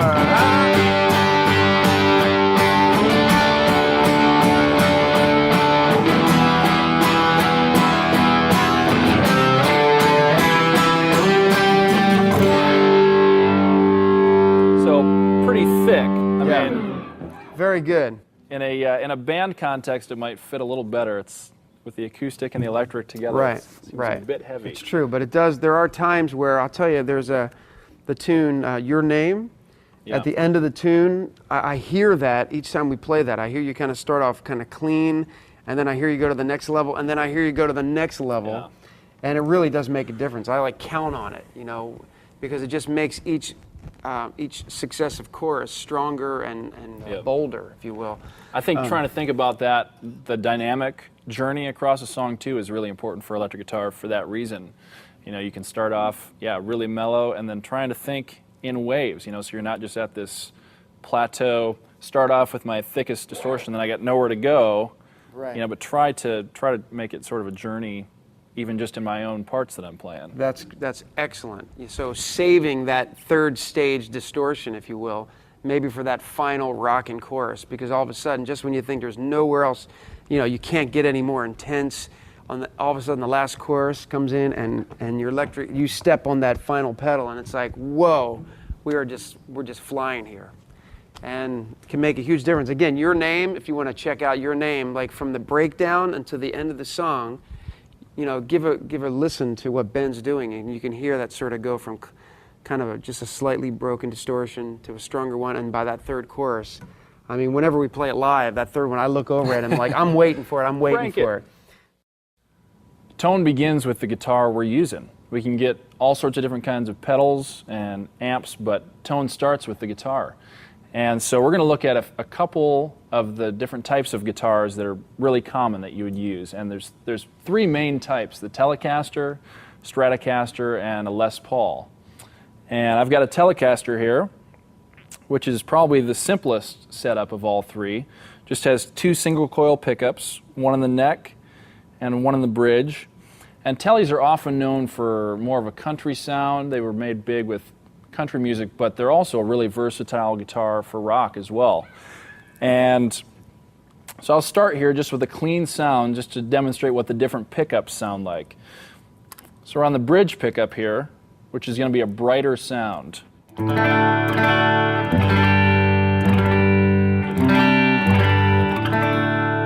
got a lot of bite to it, and it's really, a Telly bridge pickup is really great at cutting through a mix. You got to be careful, it can get harsh if it gets too bright, but it's really great at cutting through a mix. And so a lot of times for lead work, I'll go to the bridge pickup on the Telly to really make it pop out and what's going on. And then if we go to the middle position, we've got both pickups together. And this is more of a glassier sound, a real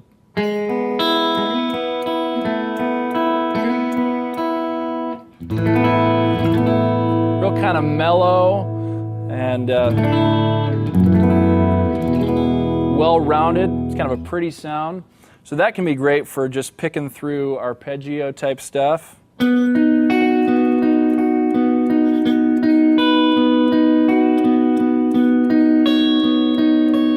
of a bell-like tone, if you will. So that's great on the Telly for that sort of thing. And then we can go to the neck pickup, which is a warmer, darker sound.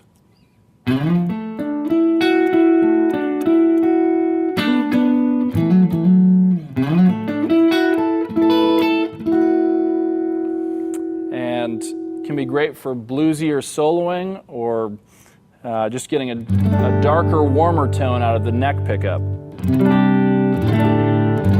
Be great for a clean rhythm as well, so it's not cutting through, it's just blending with other instruments really well. Now we're going to check out a Fender Stratocaster, and one of the great things about a Strat is you have 5 different pickup positions to work from. So we've got 3 single coil pickups with the Strat and 5 different actual pickup positions to give us a variety of different sounds. And so we're going to start with just going with the bridge pickup. Again, this is going to be a brighter sounding pickup just by itself. And I'll rarely use a Strat bridge pickup by itself, but it can be cool for some applications. So let's check out just what that sounds like. Kind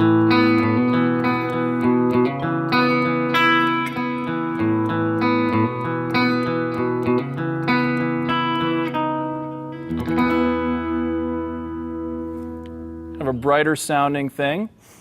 Then if we go to the second position, this is a classic Strat position. It's using these 2 pickups together, and it creates somewhat of a bell-like tone. U2, the Edge from U2 used this sound a lot in conjunction with delay, and made this a classic Strat pickup setting.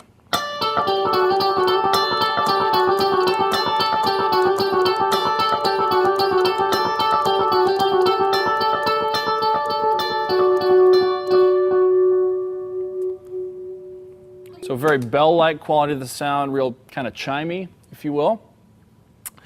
And then the third position we're going to look at is the middle position. Now this is really rare. In fact, I very rarely use the middle pickup position on a Strat. Just the single coil in the middle, and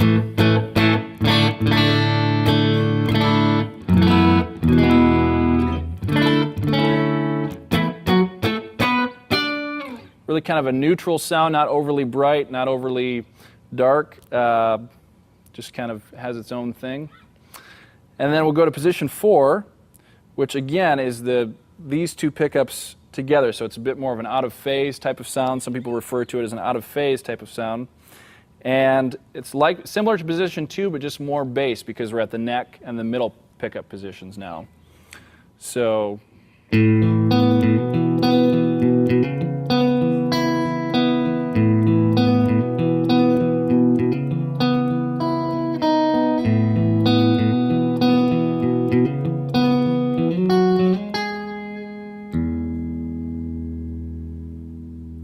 Okay, and then the final position, which a lot of blues guys, man, they gravitate towards this immediately, going to the neck position on a Strat. Stevie Ray Vaughan, a lot of other great blues players, Clapton, a la Eric Clapton, go to the neck position on a Strat. Single coil, it's a great bluesy sound.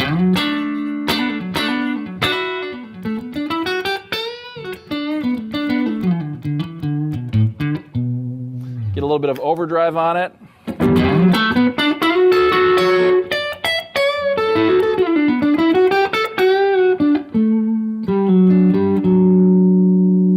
Just a little bit of grit. It can have a little bit of bite on it, just a bit of treble to cut through, but it's got a real warm, round tone to it. So that's a look at the different pickup settings on a Strat.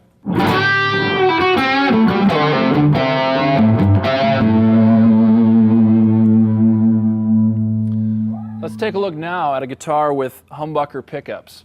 A Les Paul, this is an SG, very similar to the Les Paul. There's also Paul Reed Smiths, a lot of different types of guitars with this type of pickup. But the main thing, the main difference between this and a Strat or say a Tele is the pickups. And it's actually, what we've got here in each of these is two single coils put together, which tonally just gives it a fatter sound, gives it a thicker, fuller sound. Humbuckers are great for rock and jazz music in particular. Again, these are just general statements, not necessarily rules. You'll find what you like as you play around with different guitars. But a humbucking pickup just gives it, a real fat rock sound, even without any distortion on it. Just gives it it's fatter in the mid-range frequencies and just fills out the sound more. So you've got to be careful with humbuckers if you're playing with a band that you don't overpower the other instruments. It depends on the style of music you're doing as well. But for rock music, they're great, man. Power chords.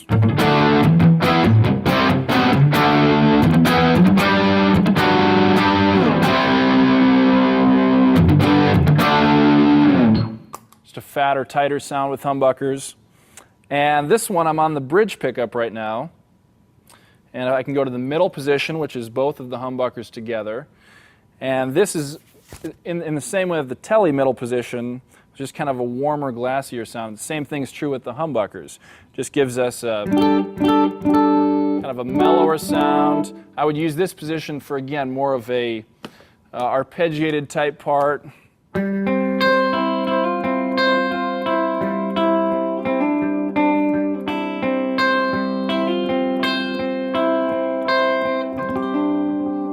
Of a mellower sound. And then if we go to the neck humbucker position, it's an even warmer thing, which can be great for solos and rhythm stuff, but a lot of times for jazz type music, I'll go to the bridge humbucker position on this type of guitar.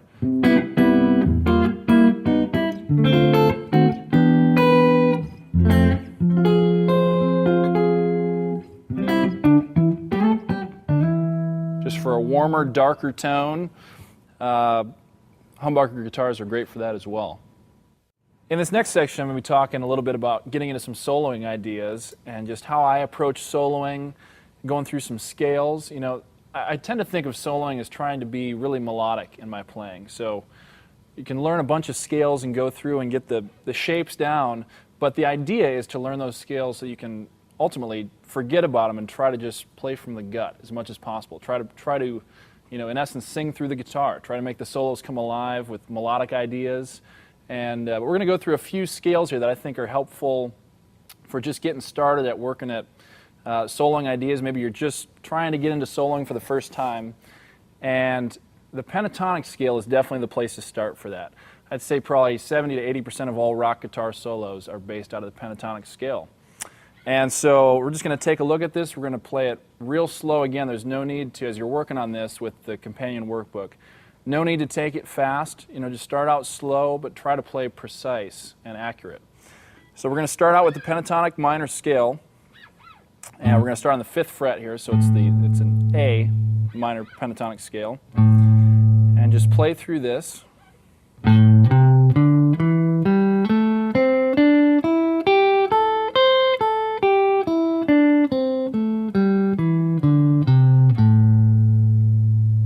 and that would be the first position of the pentatonic scale. And even just within that shape, there's so many different great solos that have been played just using that shape. The thing about the pentatonic scale is it's got, and any scale really, but the pentatonic scale, you have 5 positions that you can work from. So it gives you, working your way up the neck instead of just staying in this one position. So that would be the first position. And then we move up to the second position.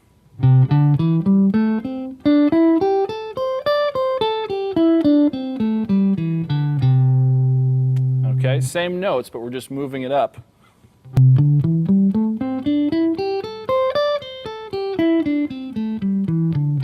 One position.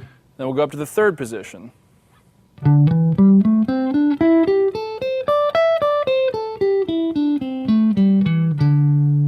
Third position there. Fourth position.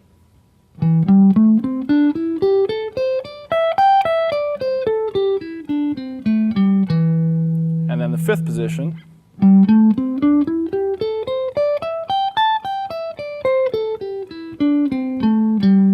And then we're back up to the original position.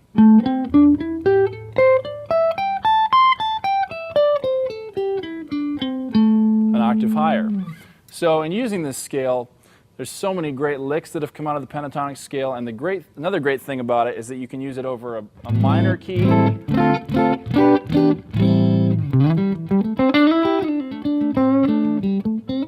or a bluesy type sound,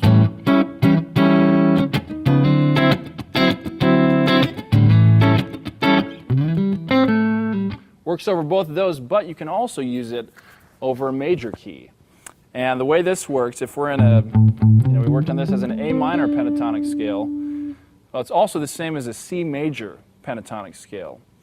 And the way you find that is just start from your root note, and then if you go up 3 half steps and start with that note, that's your major key. So and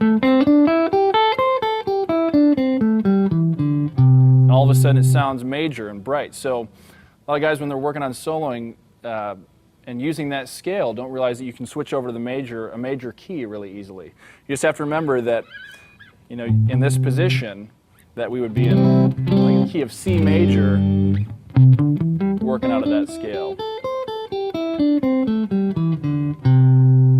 So take that, slow it down, practice that over and over with a metronome. The important thing, again, is accuracy and to try to be steady with it.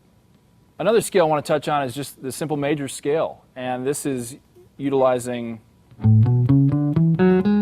there's 7 notes in a major scale, 8 including the octave, and so we're going to go through just a couple different positions of using this major scale.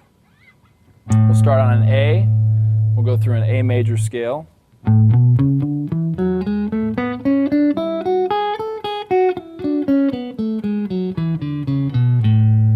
all in the same position. So you'll notice my fingers, I'm not moving up and down the fretboard, just staying in this one position.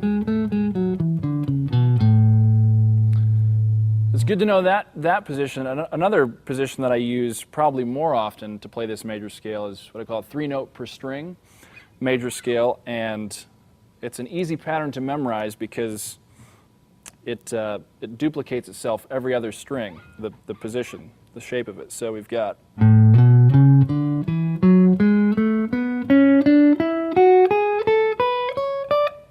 actually is 2.5 octaves total, and walking it back down.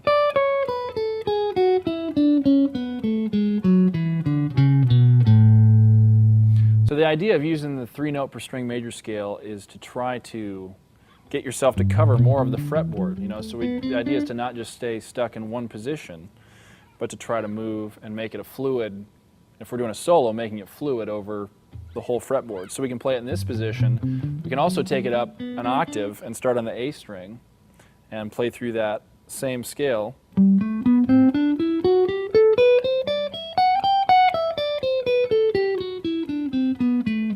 Fingering changes slightly because of we're starting on the A string, but the scale stays the same, and as we'll see, that scale overlaps also with that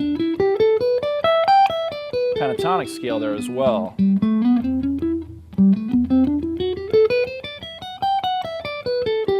pentatonic scale, really the same thing, just leaving a couple notes out. So the idea, again, trying to make it a fluid solo and tying some of these scales together so that it doesn't sound like we're just up here and then all of a sudden jumped way down here, but trying to make it tie together across the fretboard. Those are a few of the main scales that I use when I'm looking at soloing. The major scale and the pentatonic scale are the primary scales I'm looking at, but there's also, man, there's a ton of other scales that you can spend time on. Minor scales, a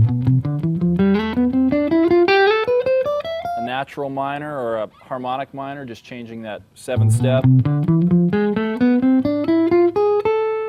So there's a lot of different scales out there. Whole tone scale.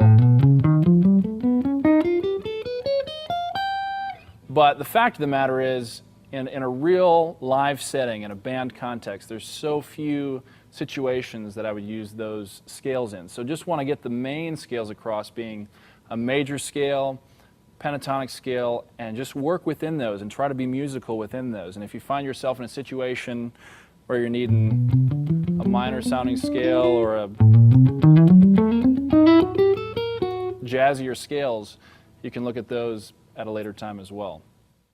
You know, it's worth talking about what not to do when it comes to soloing. I know as a worship leader, you know, I so appreciate Ben's heart in serving the situation, serving the song, serving the moment, you know, and not just kind of stepping out and making it his moment.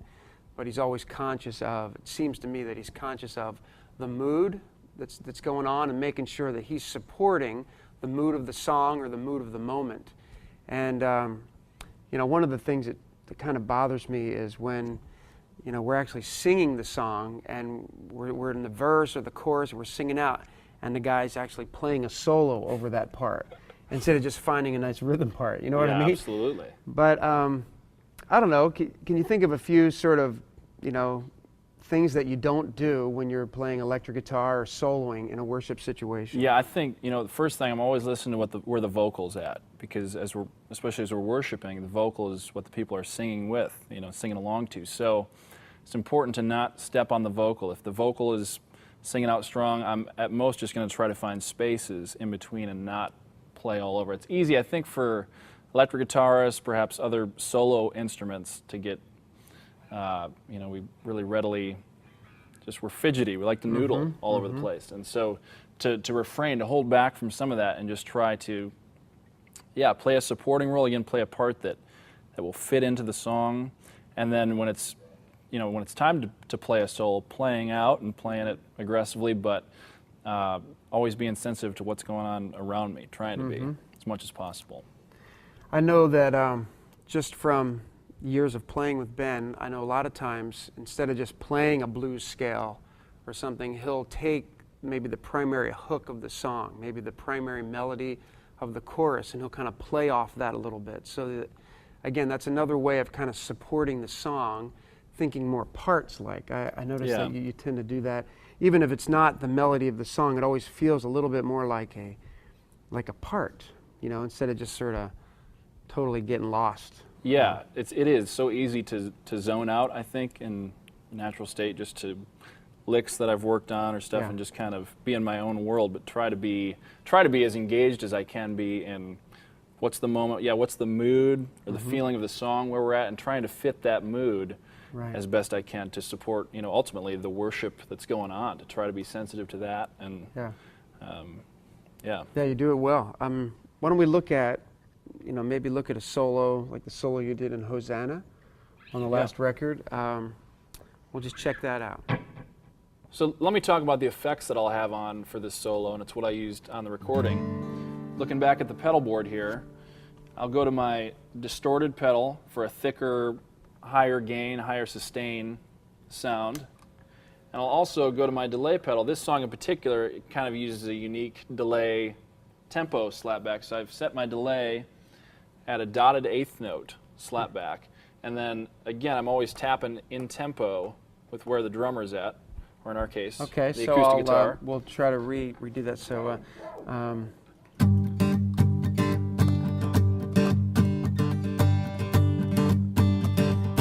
1, 2, 3, 4.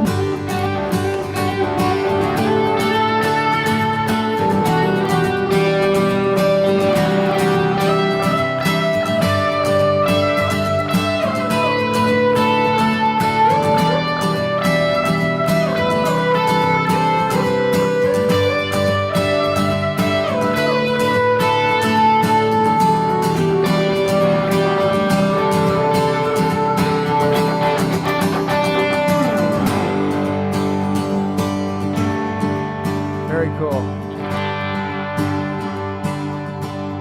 Yeah, and what I love about that is just the melodic repetition, you know, instead of just playing all over the place. It's like a good song, there's that repetition of that chorus or the repetition of that primary hook. And so even in Ben's solo, there's that da da da da da da da da da da da da da, and it just kind of draws you in. It just becomes another hook, if you will, to draw the listener in and make them experience the song better. What would that be like? Let's slow it down just a little bit without all the delay, just so people can get a good look at what you're doing there. And what are you thinking scale-wise, or are you playing off of your triads? What are you doing? Yeah, so I'm kind of going to this. We talked about the D form bar chord, so I'm kind of thinking of that shape generally speaking, and then I'm just going to this position. So that's basically like a G chord. That's a G triad right there, huh? Yep, right there. There's that D shape. Okay. Okay. And I'm just using the G and the B string, and just going. So 1, 2, 3, 4.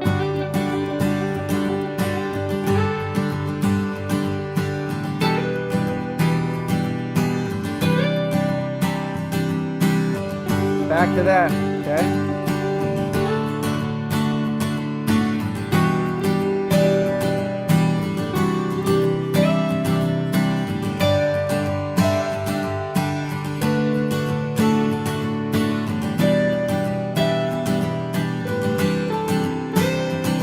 And a repetition. I love that.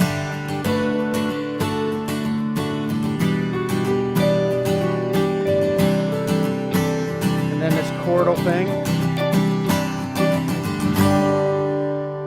Yeah. So you ended up that chordal thing, which is kind of in that high G bar chord shape.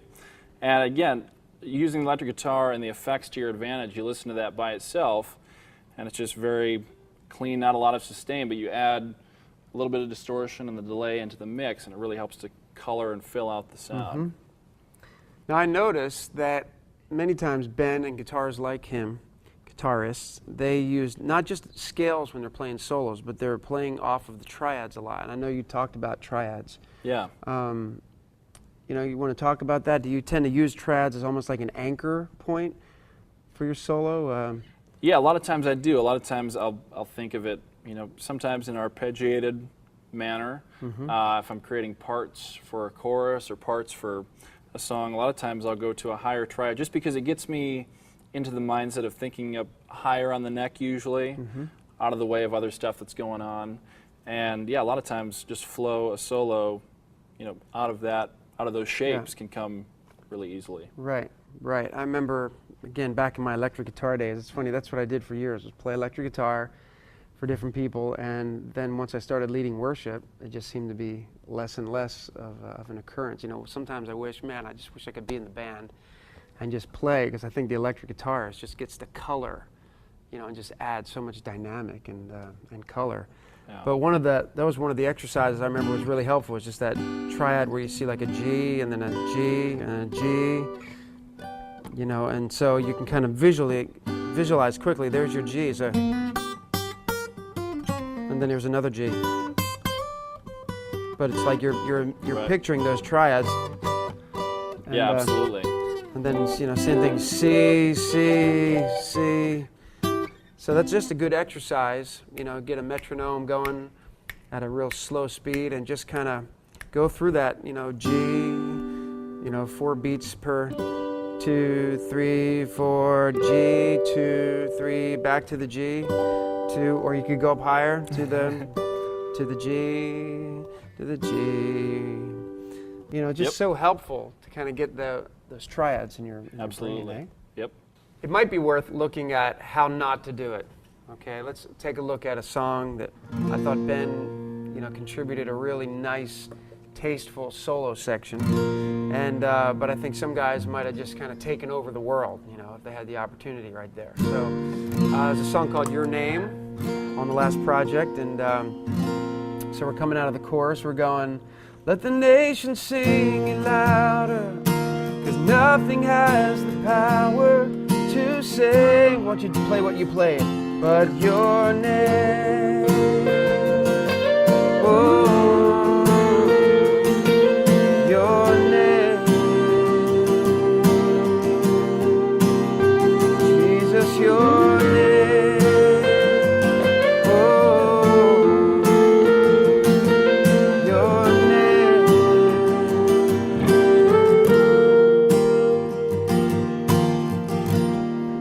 that's what you played, and I just think it fit the mood. It's real tender. It's melodic. He repeats this kind of hook or this motif. But let's take it sort of a bad way. Maybe if you were just, kind of really into yourself and into kind of showing, everybody on Sunday morning how cool you are. All right, so we go, nothing has the power to save but your name.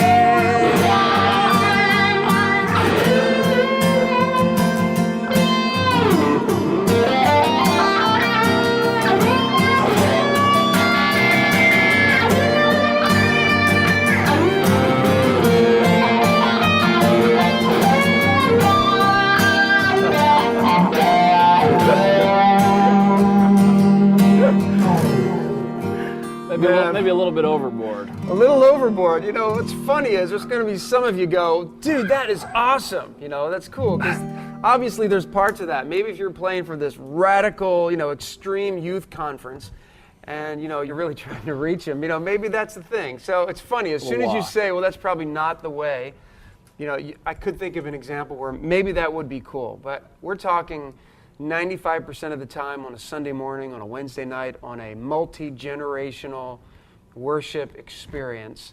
Again, that's the context we're looking at. So something like that probably would be a little over the top. But if you were just doing some radical youth night and it was more of a concert, let me say, right? Yeah.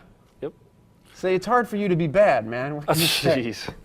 I feel like, just thinking about the mood of the song, like thinking about the lyric, which I think sometimes we have to slow down as players sometimes and think about, okay, what's even the lyric of this song? Mm-hmm. It's your name, strong and mighty tower. It's just so focused on, God that it's like, almost seems, it seems weird to detract from that in playing something really flashy myself. So just trying to, not do that, not detract from the moment of what's going on and where the focus is. Right.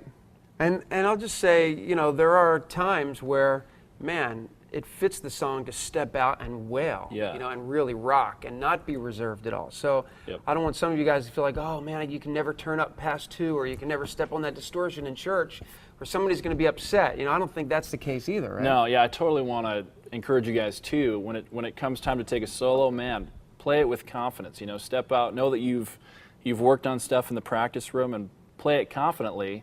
And crank that thing up. Hopefully your team trusts you enough to crank it up. But play it like you mean it, like you want to sing through it instead of just cranking up just for the sake of cranking it. But play it confidently, absolutely. Yeah, I think the cardinal rule, if there's a cardinal rule, is to make sure that all the elements of the song support the feeling of the message. Whether you're writing a song or you're arranging a song or you're performing a song, your goal is to make sure that all the elements support the feeling of the message that you're trying to convey. So if you're trying to convey this, really celebratory, like I'm thinking maybe because of your love, like you did a really fun, stepped out, unapologetic kind of solo. Yeah. So let's do that. Let's take it from the halfway through the chorus. Because of your love, we lift you up. So 1, 2, we lift you up. Songs of freedom, forever we're changed because of your love.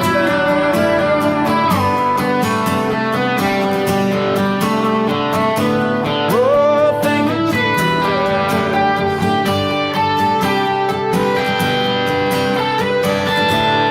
because of your love. Yeah, it's killer. Another song that kind of has that sort of over the top kind of solo, but it fits the feeling of the message is I Will Boast. I mean, he definitely just stepped out unapologetically and said, man, I will boast with my guitar. So maybe to kind of show that. Let's see, halfway through is I will boast in the Lord my God. I will boast in the one who's worthy. He's worthy.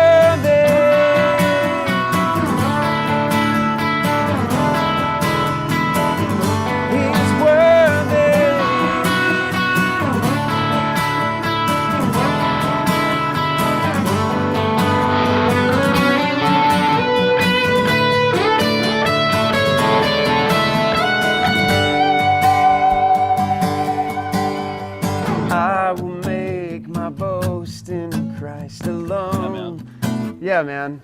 That just rocks. And just that, again, another thing, what I love about that is that how you, it's sort of like a theme with a variation, you know.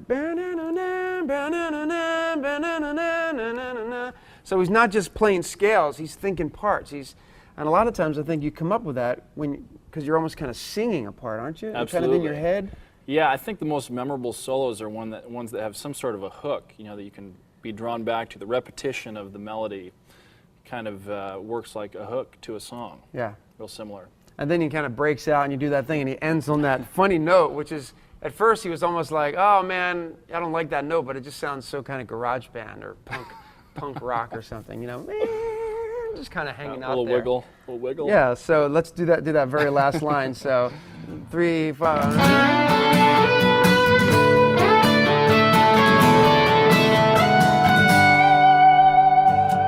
I just think it's just kind of, it's wild. It feels out of control, you know, and Yeah. the song is like, I will make my boast. It's kind of an out of control kind of moment. So we've just talked about being very in control, very controlled. Now we're out of control. Again, that's why I'm glad, you know, sort of the cardinal rule, we declare it today, is make sure all the elements, especially the guitar elements, support the feeling of the message that you're trying to get across. Well, man, sweet, man. This has been awesome. I wish we could go for 4 or 5 hours. I mean, we just opened up the can of worms here, and we've just gotten started, really. But I hope that, you know, in these 2 hours, you know, you can rewind and spend time going through this material over and over and over again and really become fluent with some of these concepts. And if we left anything out, we're sorry. Aren't we sorry? We are. We're very sorry. But maybe hopefully some a lot of of good stuff there. Yeah, hopefully. You did awesome, man. And hopefully, you know, if there's some of the terminology that maybe is a little foreign to you. We were talking about numbers and 5 chords, and let's go to the 6th chord, or if there's some kind of music theory terminology, let me just suggest going to the website and checking out Music Theory Made Easy. A lot of the concepts that we talked about will make even more sense if you understand the basics and the fundamentals of music theory. And Ben was a part of that project, and where we tried to really distill the idea of music theory and make it very understandable and comprehensible. So, comprehensible. I think that works. Does that work? Stick to it. So, man, we just pray that you just continue to have fun growing. It's a lifelong adventure, just getting better on guitar and just becoming skilled and trained up in music for the Lord. So, God bless you.